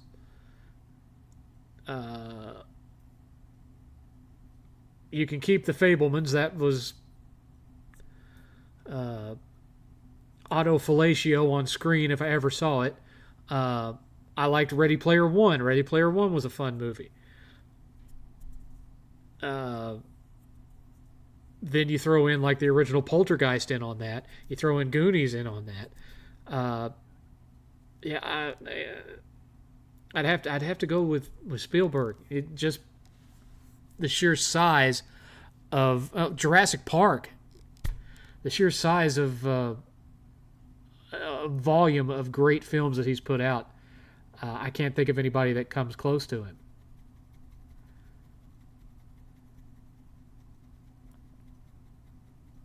Seventh, you know you can take 2 minutes and go to the bathroom. You don't have to hold it. Did you have any experience with The Last of Us multiplayer mode? I watched other people play it. I didn't even like the single player mode. Do you think I'm going to play the two-player or multiplayer? Are you looking forward to Christopher Nolan's Odyssey film? I'm going to have to see a trailer before I get in on that.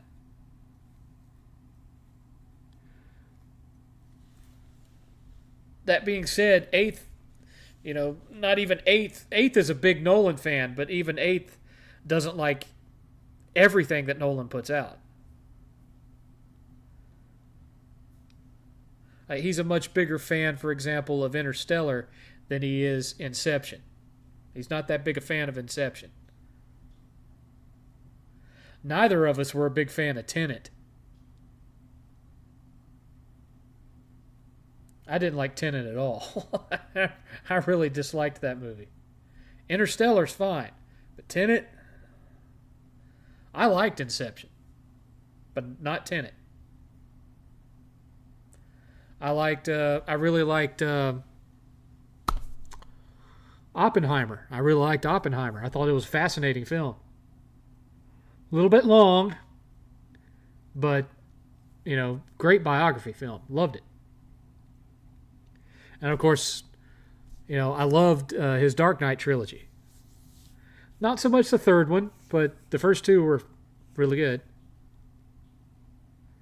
Third one had its moments, but, there were some creative decisions there that I would not have agreed with if I'd been in on that story writing committee.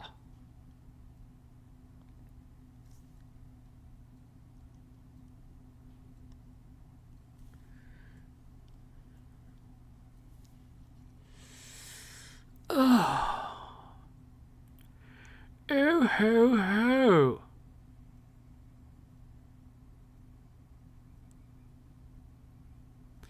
Yeah, lads.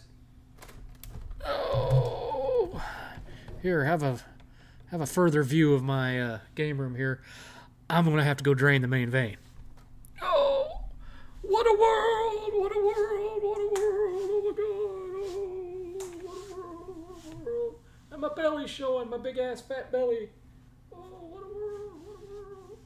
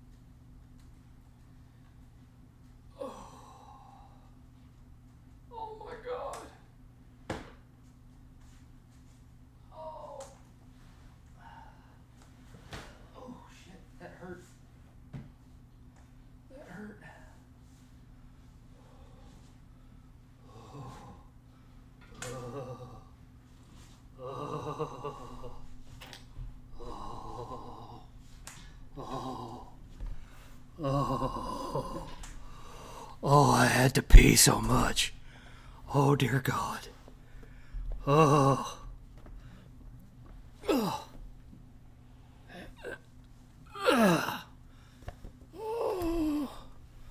Oh, let me put the screen back where it goes. Oh, God. Oh. Yeah, that looks about right. That looks about right.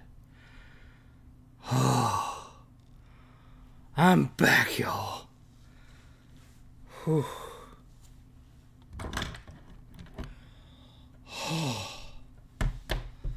Yeah, I'm wearing sweatpants.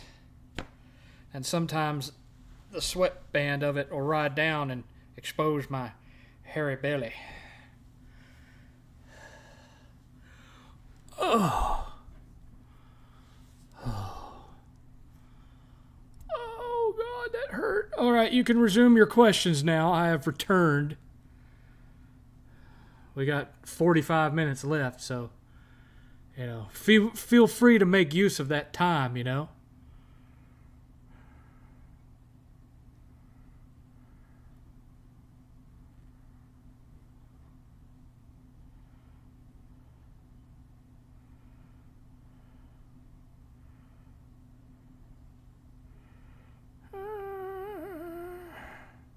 Come on now. Max 88 paid for this. Ask some questions, y'all. Y'all said it was all right for me to go to the bathroom. I went to the bathroom and now y'all all quiet. Come on, meow.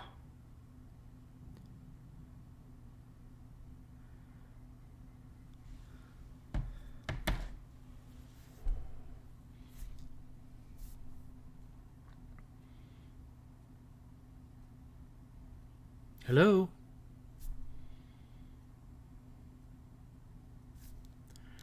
Earth to audience. Have you heard of a game called Sparklight? I have Sparklight. I have it. Digitally. I don't have a physical, but I have it digitally.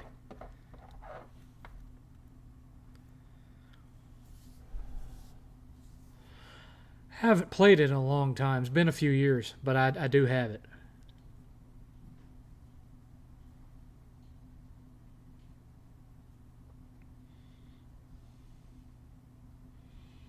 Was that it?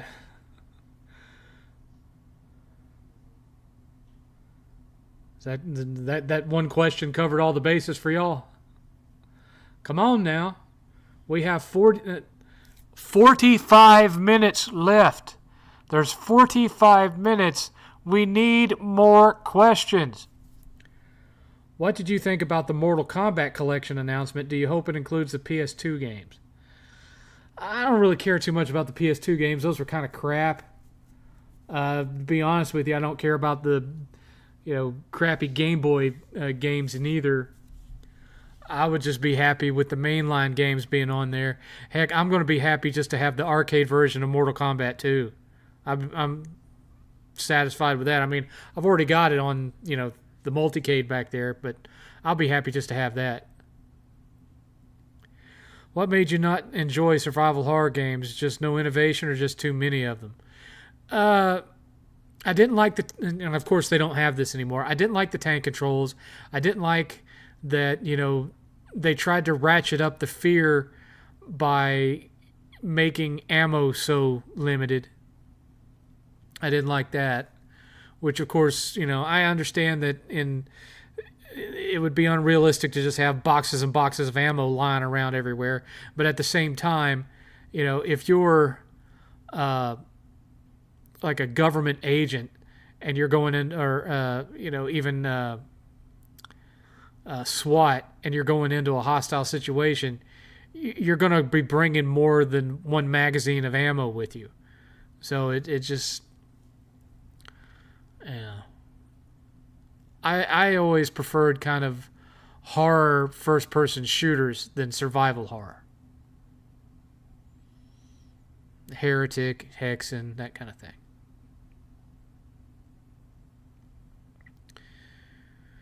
I regret not buying Expedition 33 when I had the chance. The game is sold out everywhere. I'm just hoping they release a second print. Ho ho! Pre-ordered.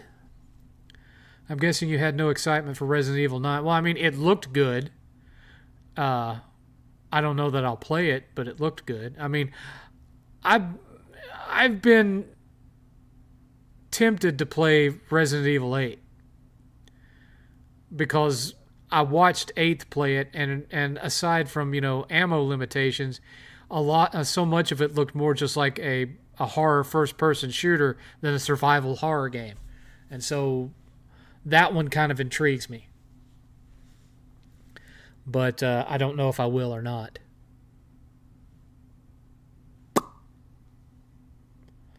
What's your favorite video game franchise? Well, they don't make Uncharted anymore. They don't make Infamous anymore.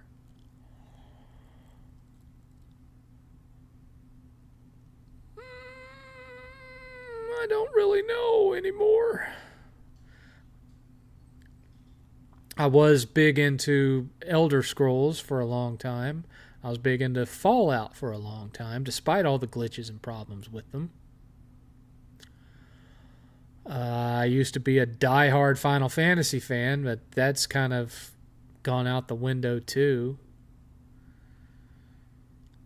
Honestly, clean frame at this point, I don't know that I have a favorite franchise anymore. So much of what I have loved from childhood up until, last generation has come and gone. So I don't know. I don't know.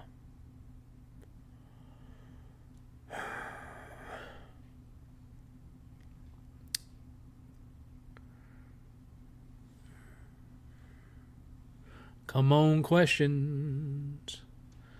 We've got 40 minutes left. Come on, questions. Where are my questions at?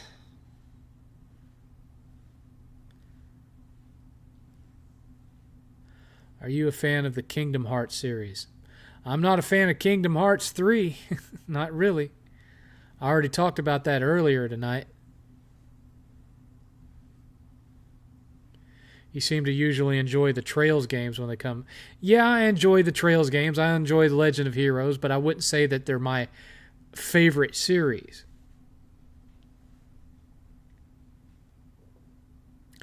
I couldn't really say that.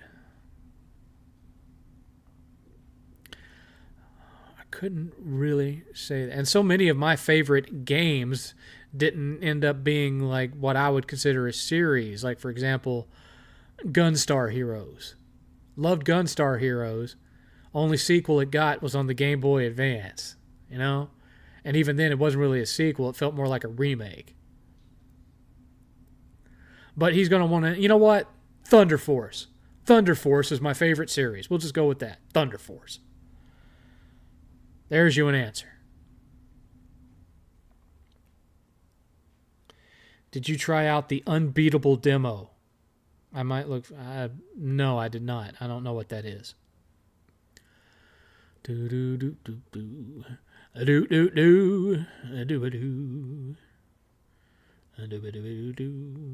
Do do do do do.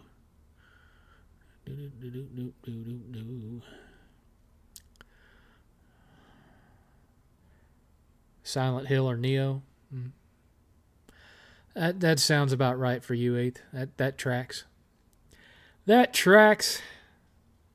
Did you like Big Bad Beetleborgs? Hell no. When all that stupid crap came out, I was like a senior in high school. I wasn't coming home from work or coming home from school and throwing on my work clothes, stuffing down a quick dinner and watching Mighty Morphin Power Rangers or Beetleborgs or whatnot before going to work. No. The kiddiest thing that I watched at that point was Batman the Animated Series, which, if any of y'all have watched that, no, it's not really a kiddie show. What is a classic game that you would like to add to your collection that is hard to find? A classic game. Well, you see, I wouldn't call Little Samson a classic. It's a great game, but I wouldn't call it a classic. A rare or just any class. I already have so many of what you would consider classic games. I know. I don't have Breath of Fire. In fact, I don't have any of the Breath of Fires. I would like to have the Breath of Fire series. There you go.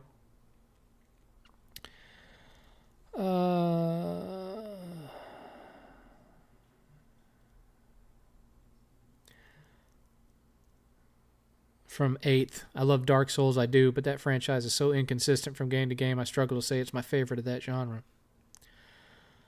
Brother Natural, I'm glad Konami is finally making games after Kojima departed from the company. Yeah, I'm surprised we're getting what we are. But then again, some of it, it's my understanding that most of it is outsourced.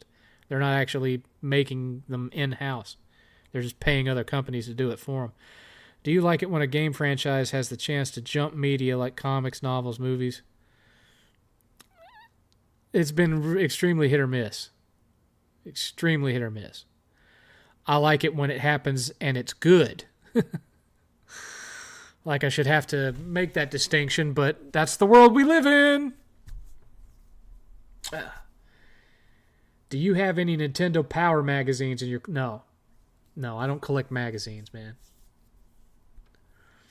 I don't collect... I have one magazine, one gaming magazine, just one, that my friend Jeff, J.A. Allen, included when he sent me all of his PlayStation stuff. And I have that magazine over there on my end table in a little slot for magazines, and I stuck it in there just so the slot would have something in it. I haven't heard from J.A. Allen in an extended period of time. Been a long time since I heard from him. I message him on phone, on text, and he rarely replies. It's been months.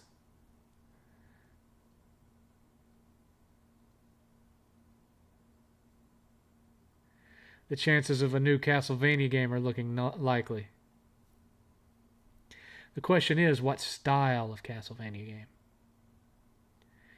Have you heard the song Invisible by Duran Duran? It released in 2021, and people have been gaslit to think it was in Metal Gear Solid 5. I have not heard that song, no. We do have Duran Duran's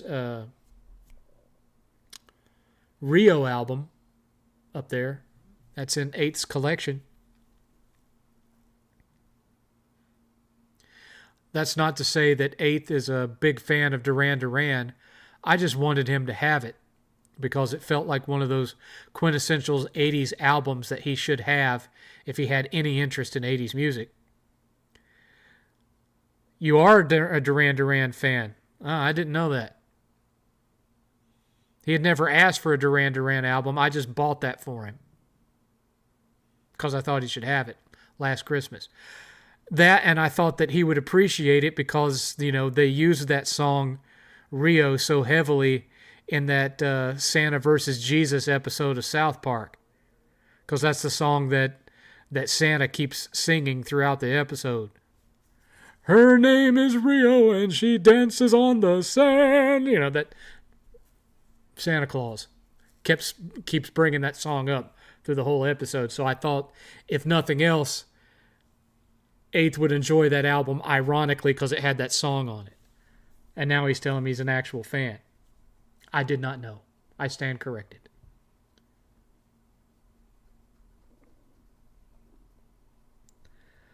I always preferred Hungry Like the Wolf to Rio, but, you know, they're both good songs.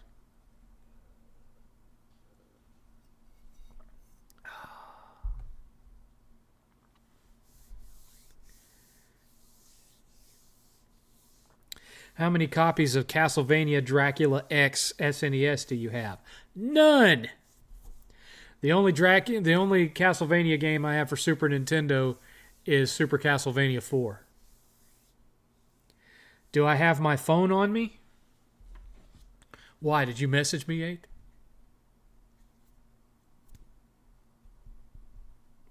You did.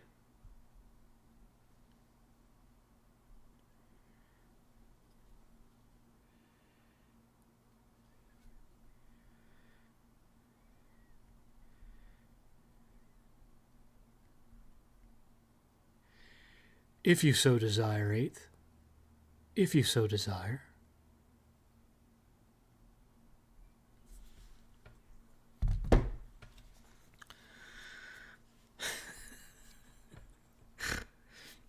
Yes, 8th. Yes.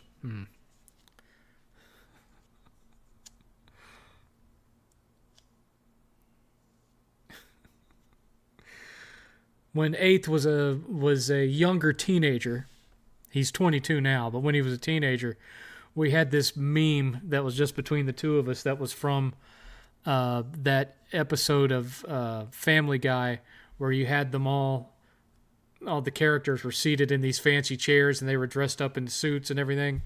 And they were like, yes, totally. Absolutely. Yes. Yes. And 8th and I would do that back and forth to each other, and we could make it stretch for like 30 minutes of just doing that back and forth. So, he'll say, very well, perchance, very well. And I'll be like, yes, totally. I still do it. 8th doesn't do it anymore, but I still do it. Because I never let something like that die. That's like a very fond memory for me from his younger years. And so I don't care how cheesy it is now or how much he might regret that was ever a thing. I'll still do it. Because to me, it's the equivalent of a dad joke at this point.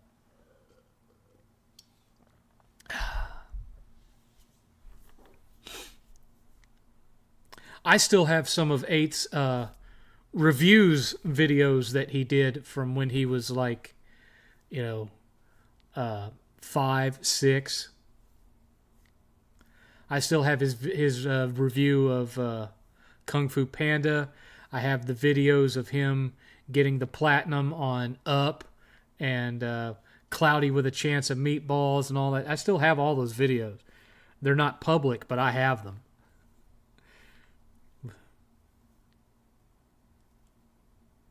Your favorite movie of the year so far, or the last few? Late Night with the... Yeah, me and 8th went to see Late Night with the Devil at the theater. That was a fun movie to watch at the theater. That was a blast. That was a trip. I'm actually looking forward to the fourth and final Conjuring movie, because it's actually going to be directed by Wan this time. The previous one was not. My son is 23 and in the Marines. They grow too fast, brother. Anyone in here with kids, don't blink. Time flies. Yeah.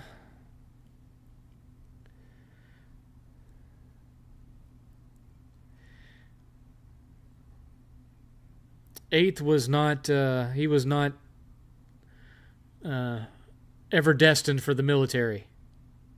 He's too much like me. He's too fiercely independent for that sort of thing.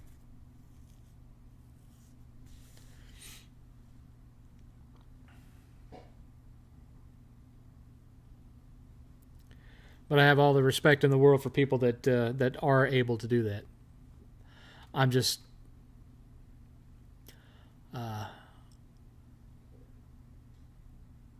I don't have that mentality. My dad raised me to not have that mentality because he didn't want me joining the military or being on the police force. So he raised me to be just extremely fiercely independent, opinionated, and to not hold things back. Let's put it that way. And while as I didn't do that with Eighth intentionally, enough of me rubbed off on him that, the military wouldn't be a good fit for him any more than it was for me.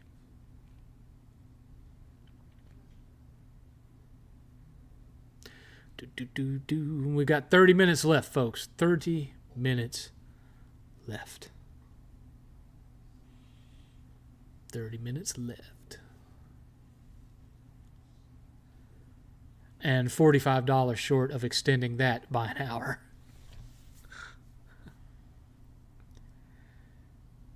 Your dad did that too for you and your siblings? Yeah. What I wanted for 8th was to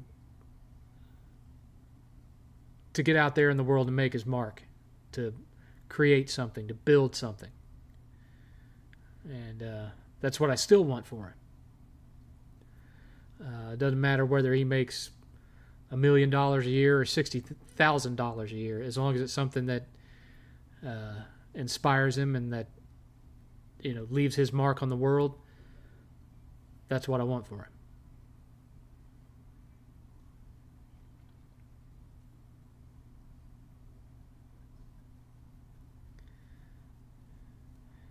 Currently, what he's looking to pursue is a degree in mechanical engineering, and like I've said a million times before, that's a perfect fit for him, because all he ever wanted to do when he was a kid was build stuff and take it apart. You know, he'd get one of those Connects roller coaster sets, and he'd build it the way it was in the instruction manual, and then he'd take it all apart and he'd build some wild, wacky thing that shouldn't even work, but he'd figure out a way to make it work.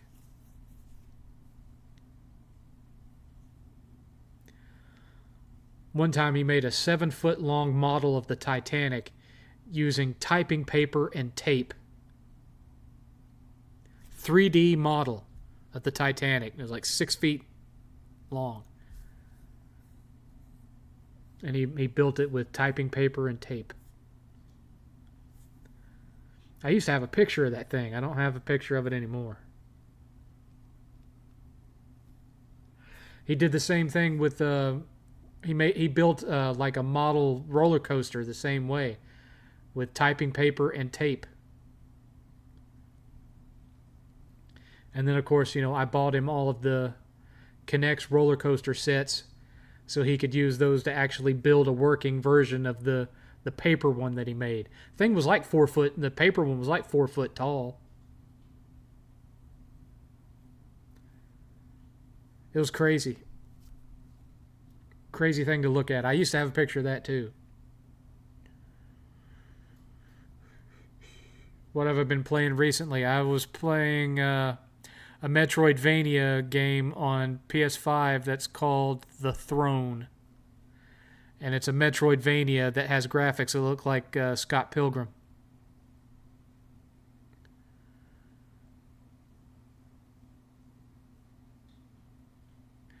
Eighth should consider a dual major in landscape architecture.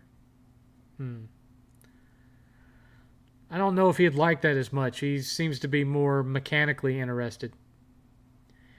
Did you see the Dungeons & Dragons movie with Chris Pine? Yeah. Solid 5.5 out of 7. That's a good movie. It's not the greatest, but, I mean, you know, it was way better than that one that Jeremy Irons was in the early 2000s. Oh, my God. The movie was terrible.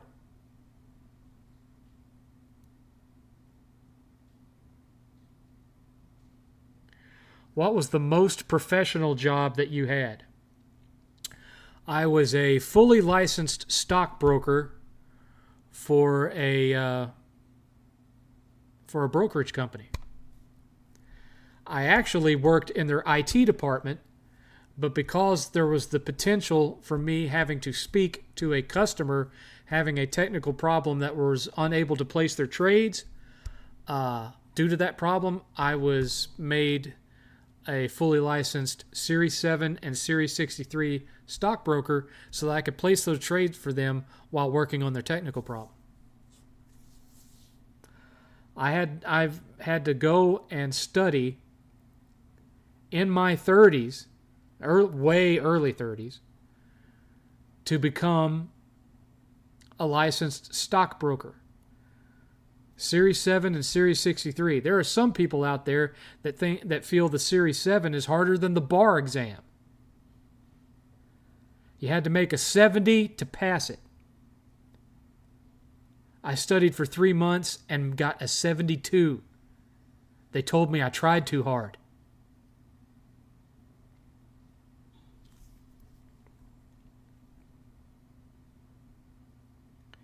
Thoughts on the upcoming It TV show? I don't know, man. I don't know. That was not filling me with confidence. Not filling me with confidence at all. I don't know. Feels kind of iffy. I'm more interested in Mike Flanagan's Dark Tower series that he's working on.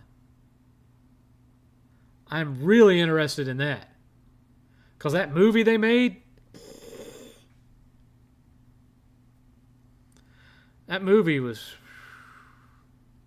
not very much to my liking. Let's put it that way. Not very much to my liking.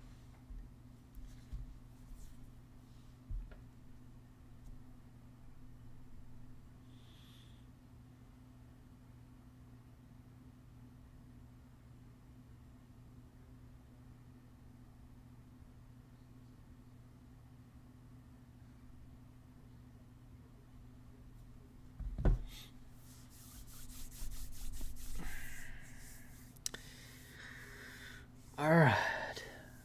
All right.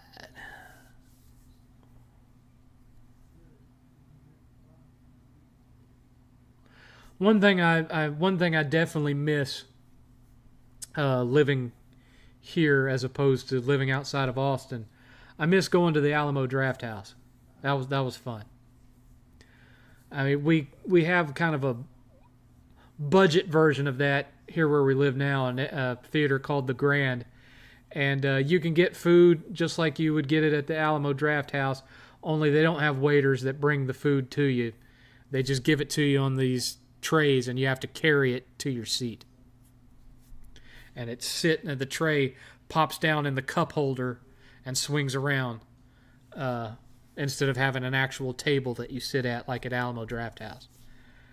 So, but still, I miss going to the Alamo, because they always had such cool stuff to look at in the lobby and things like that, and then various memorabilia and that kind of thing.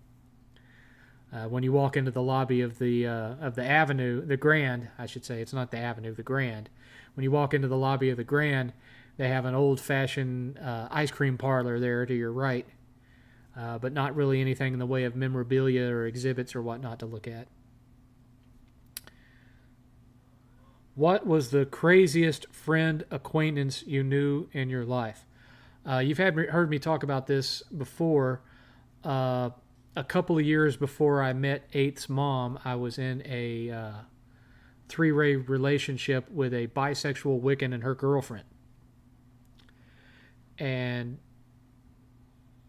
she was a Wiccan in every sense of the word, to the point where she thought that she could put a love spell on me to where I would never leave them. And she thought that she could control the weather. She would stand out on the balcony in my apartment complex in the middle of a thunderstorm, and she would, say all of her little incantations and crap and be pointing up at the clouds, and lightning would strike. And she'd say, "You see what I did?" And I told her, that would be like me walking out onto the Buckman Bridge. This was Jacksonville, Florida. Buckman Bridge was a bridge that was infamously known for car accidents. I said, would be like me stepping out onto the Buckman Bridge, waving my dick and claiming that caused a car accident. Because car accidents happen on the Buckman Bridge whether I'm there waving my dick or not. She didn't like that very much.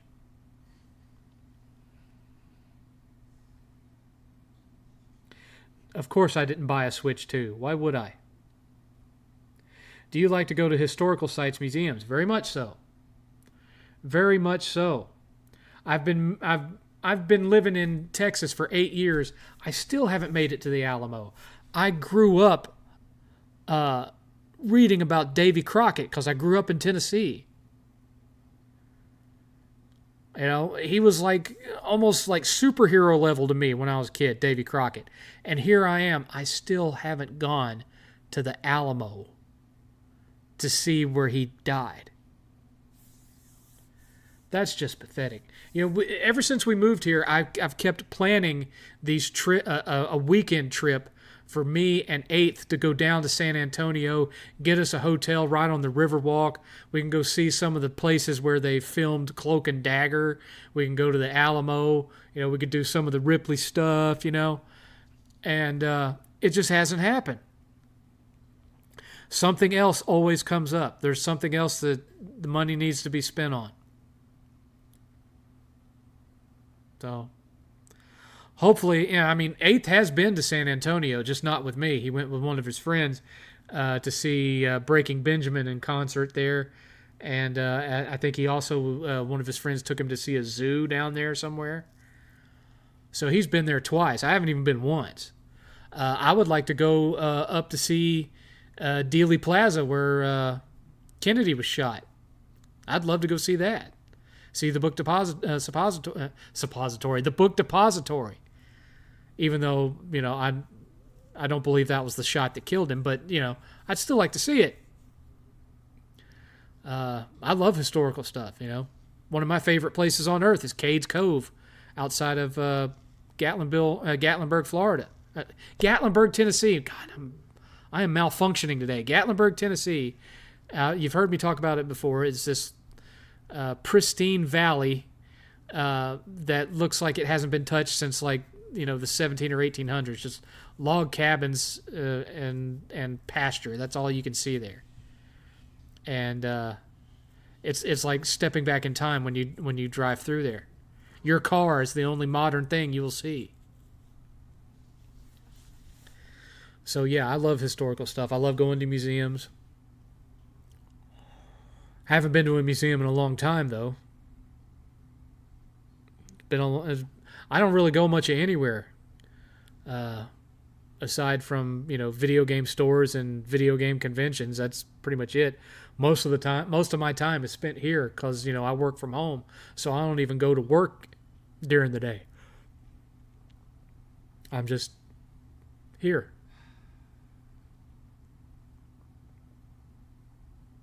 I don't think a book can fit up there. I'm sure you're right. I've never tried. I don't think that would work. Maybe a matchbook.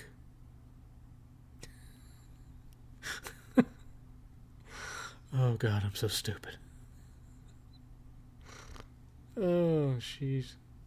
Anyway, we got 15 minutes left. 15 minutes left, $45 short of extending to 11.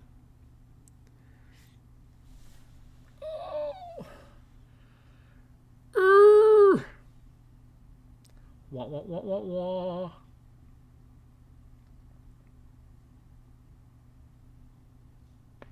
Oh, oh, oh, oh, it popped so hard that hurt.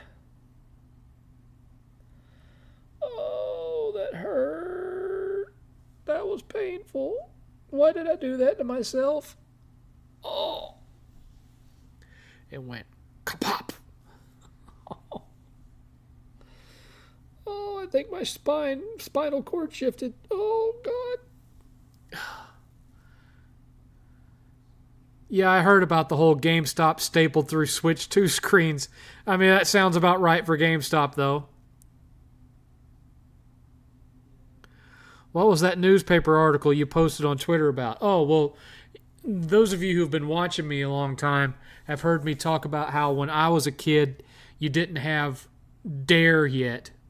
I mean, Dare was eventually a thing, but before Dare, there was SSS, Student Staying Straight. And you've heard me talk about how in the 80s, me and some of my friends from middle school got sent as representatives to an anti-drug convention in Atlanta, Georgia. Well, the name of that anti-drug convention was Pride. This was before Pride became a gay thing. And Nancy Reagan was there, so we got to meet Nancy Reagan. There was this big, huge rumor that John Bon Jovi was going to be there, but he was not. And it was mainly just a bunch of anti-drug panels and classes and stuff. And so here we were, you know, 12 years old, walking around with these SSS shirts on uh, in this massive conference center, being bored out of our minds by these anti-drug courses that they have us going through, and just looking for excuses to get out of those classes and find something to do, to the point where I almost got thrown out of the conference because I was sliding down the silver gap between the up and down escalators. And these were, there were shorter escalators that went from one floor to the next, but there was also really long ones that went farther than that. And I went, at least back then, I don't know what it's like now, but I'd get going down one of those, and I'd get going really fast, so fast that when I'd come off the end of it, I'd take off, and I'd fly about 10, 15 feet before I'd hit the ground. And a security guard caught us doing it and threatened to kick us out if he saw us do it again. But yeah, that was what that article was about, was just showing you the actual convention that I went to in 1987. DARE started in the 90s. Oh, well, yeah, in the 80s it was SSS, Students Staying Straight. So now get this. This was 1987. Our shirts said Students Staying Straight, and we were attending a Pride convention.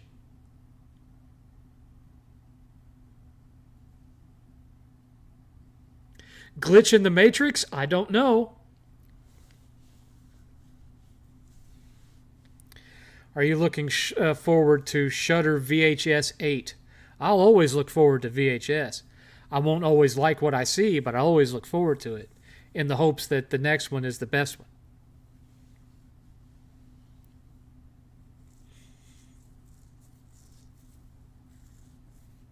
I think somewhere I still have photos of my friends from that trip wearing their SSS shirts. If I can find that photo, I'll bring it on the next 7thCast and show it to y'all.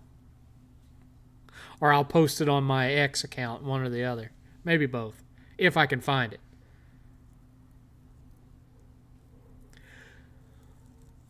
That was such a weird trip. They had us staying at a Holiday Inn right in the middle of downtown Atlanta. We were using the subway to get most of everywhere. I remember at one point we went to a mall that was in downtown Atlanta. It was one of the weirdest malls I've ever been in. It was a mall that was 5 floors tall. I think it was called Lenox Square or something like that. And it was a mall with 5 floors. So instead of being this long stretched out thing, it was a vertical building with 5 floors to it. That, if you had all those floors laying concurrently, horizontally, it'd be about the size of an average mall in the 80s. But it seemed so much bigger because of the fact that it had 5 floors. Kind of reminded me of that, if you've ever been to Gatlinburg, that Smoky Mountain Mall that's right there downtown. Kind of like that. But it was called Lenox Square. And I got thrown out of the arcade there. I've told that story too. I'd bought some cassette tapes at the Camelot Records, and I was down on the first floor in the arcade, and I'd set the tapes down at my foot so I'd have my hands free to play a video game. And one kid walked over and distracted me while the other, his compatriot, was stealing the tapes out from under my feet. I realized what had happened, and I got angry and kicked the machine I was standing in front of, and the security guard threw me out of the arcade.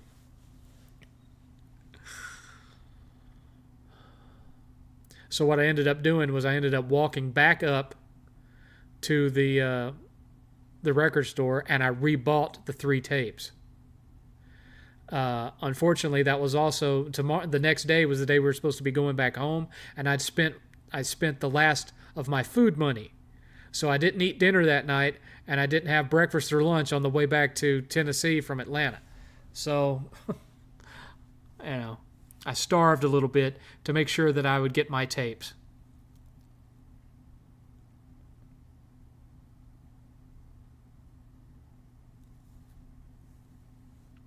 I don't remember what all three of them were, but I remember one of them was Survivor's When Seconds Count album, which, I still talk about that album to this day. It's one of my favorite 80s rock albums of all time.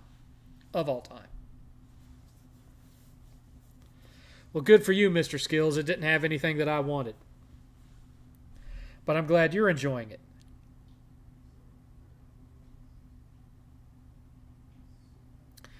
We've got 9 minutes left, folks. 9 minutes left. $45 short of stretching to 11.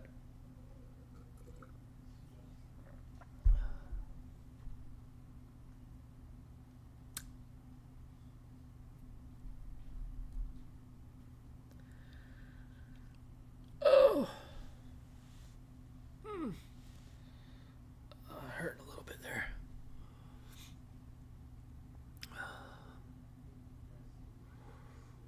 Ooh.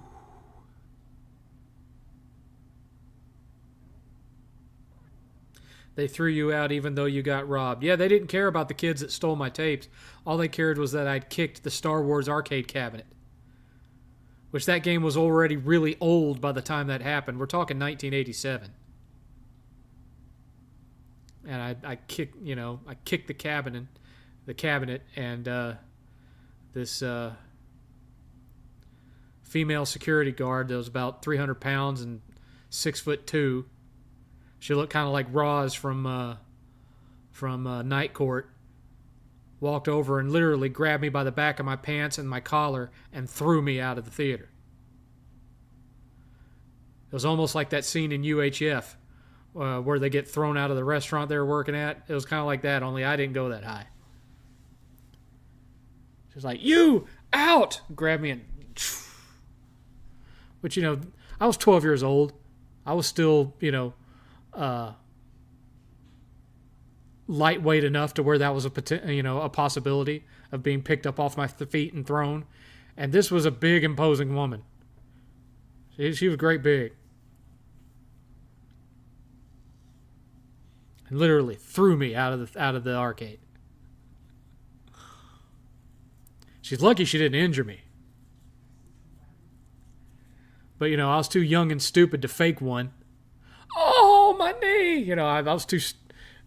I was still too optimistic about humanity to actually sit and try to fake an injury to get a one-up on that security guard. So, yeah, I got thrown out like Jazz and Fresh Prince. Exactly. That's exactly what it looked like. And I had just enough wherewithal to turn slightly in the air, so I landed on my back and tucked my head so I didn't give myself a concussion. Because I knew if I landed sideways, I could accidentally break my arm. Oh, I've encountered countless dumb customers over the course of my career. My favorite one, and I tell this story all the time, my favorite one is when I worked for Disney, and guests would ask me, "When does the 3 o'clock parade start?" That's my favorite. And that happened more than once. I'm thinking about the black lady from the live-action Super Mario Brothers movie. Similar, but she reminded me of the black bailiff from Night Court. I think her name was Roz. She was the one that replaced the old lady when the old lady died. Kind of like that. Had that kind of haircut, too. And, she had enough hustle behind that muscle to pick up a 12-year-old and toss them out of a theater. "I believe I can fly, Daddy. Look at me, Daddy, I'm flying."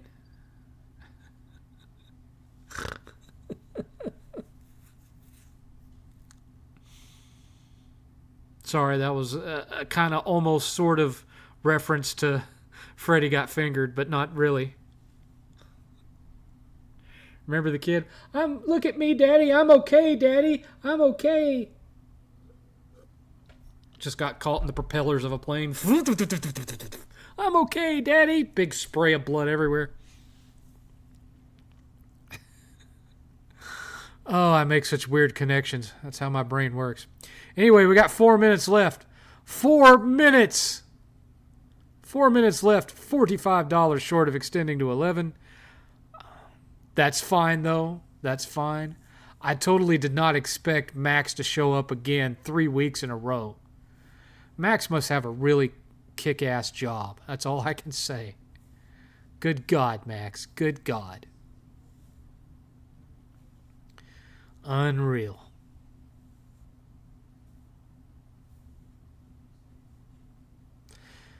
In another 2 years, it might prove true that Max has put 8 through college. You never know. You never know. Oh, my tum-tum. I don't need to go to the bathroom. I already went.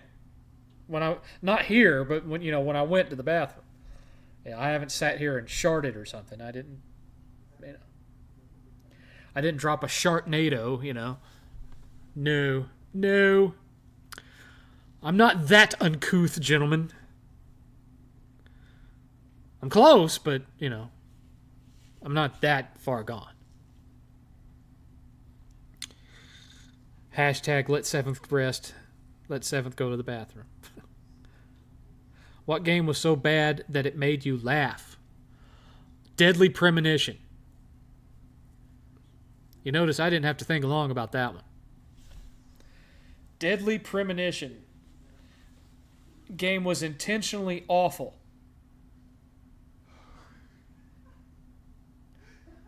Which turned around and made it entertaining. Shouldn't have been, but it was. I still gave it a bad review, though. Because even if you're being intentionally bad, the game's still bad. It's just bad in an entertaining way.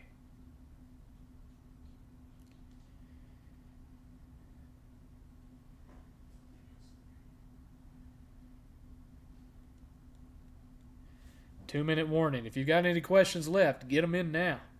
Hurry up.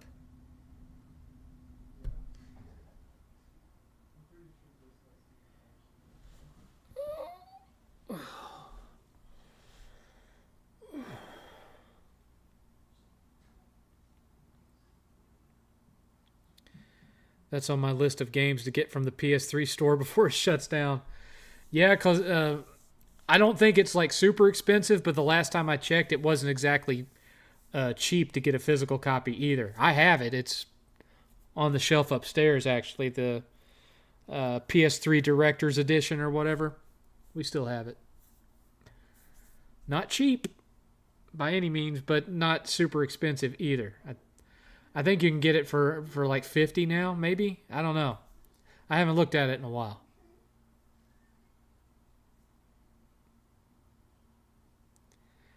I have not looked at it in a while. All right, folks, we're down to the last minute. Biting the nails, biting the nails, biting the nails. Oh, the suspense is killing me. I hope it lasts. What game made you want to break it? One time I did break Marvel vs. Capcom because I got to the last fight on single player, and he was just trolling me really hard, and I got so mad that I threw the game across the room and it shattered against the wall. So then I took it to this local game store that I attended that was next to the Walmart. It was a store called Game Cave, and they took the broken disc and they resealed it with their lamination machine, so it looked like I'd never opened it. And I took it and the receipt to Walmart and got a new copy. So, yeah. Anyway, it's 10 o'clock. Last question. What do you think about the Suda51 game they showed? I don't really get my hopes up about Suda51 games because I've had fun with Suda51, but I've never played one that I thought, wow, that was just an amazing experience. I'm so glad I played that game.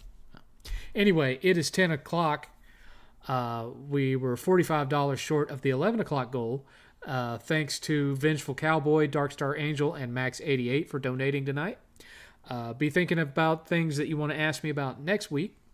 And barring any kind of emergencies or those type situations, I will be here to answer them.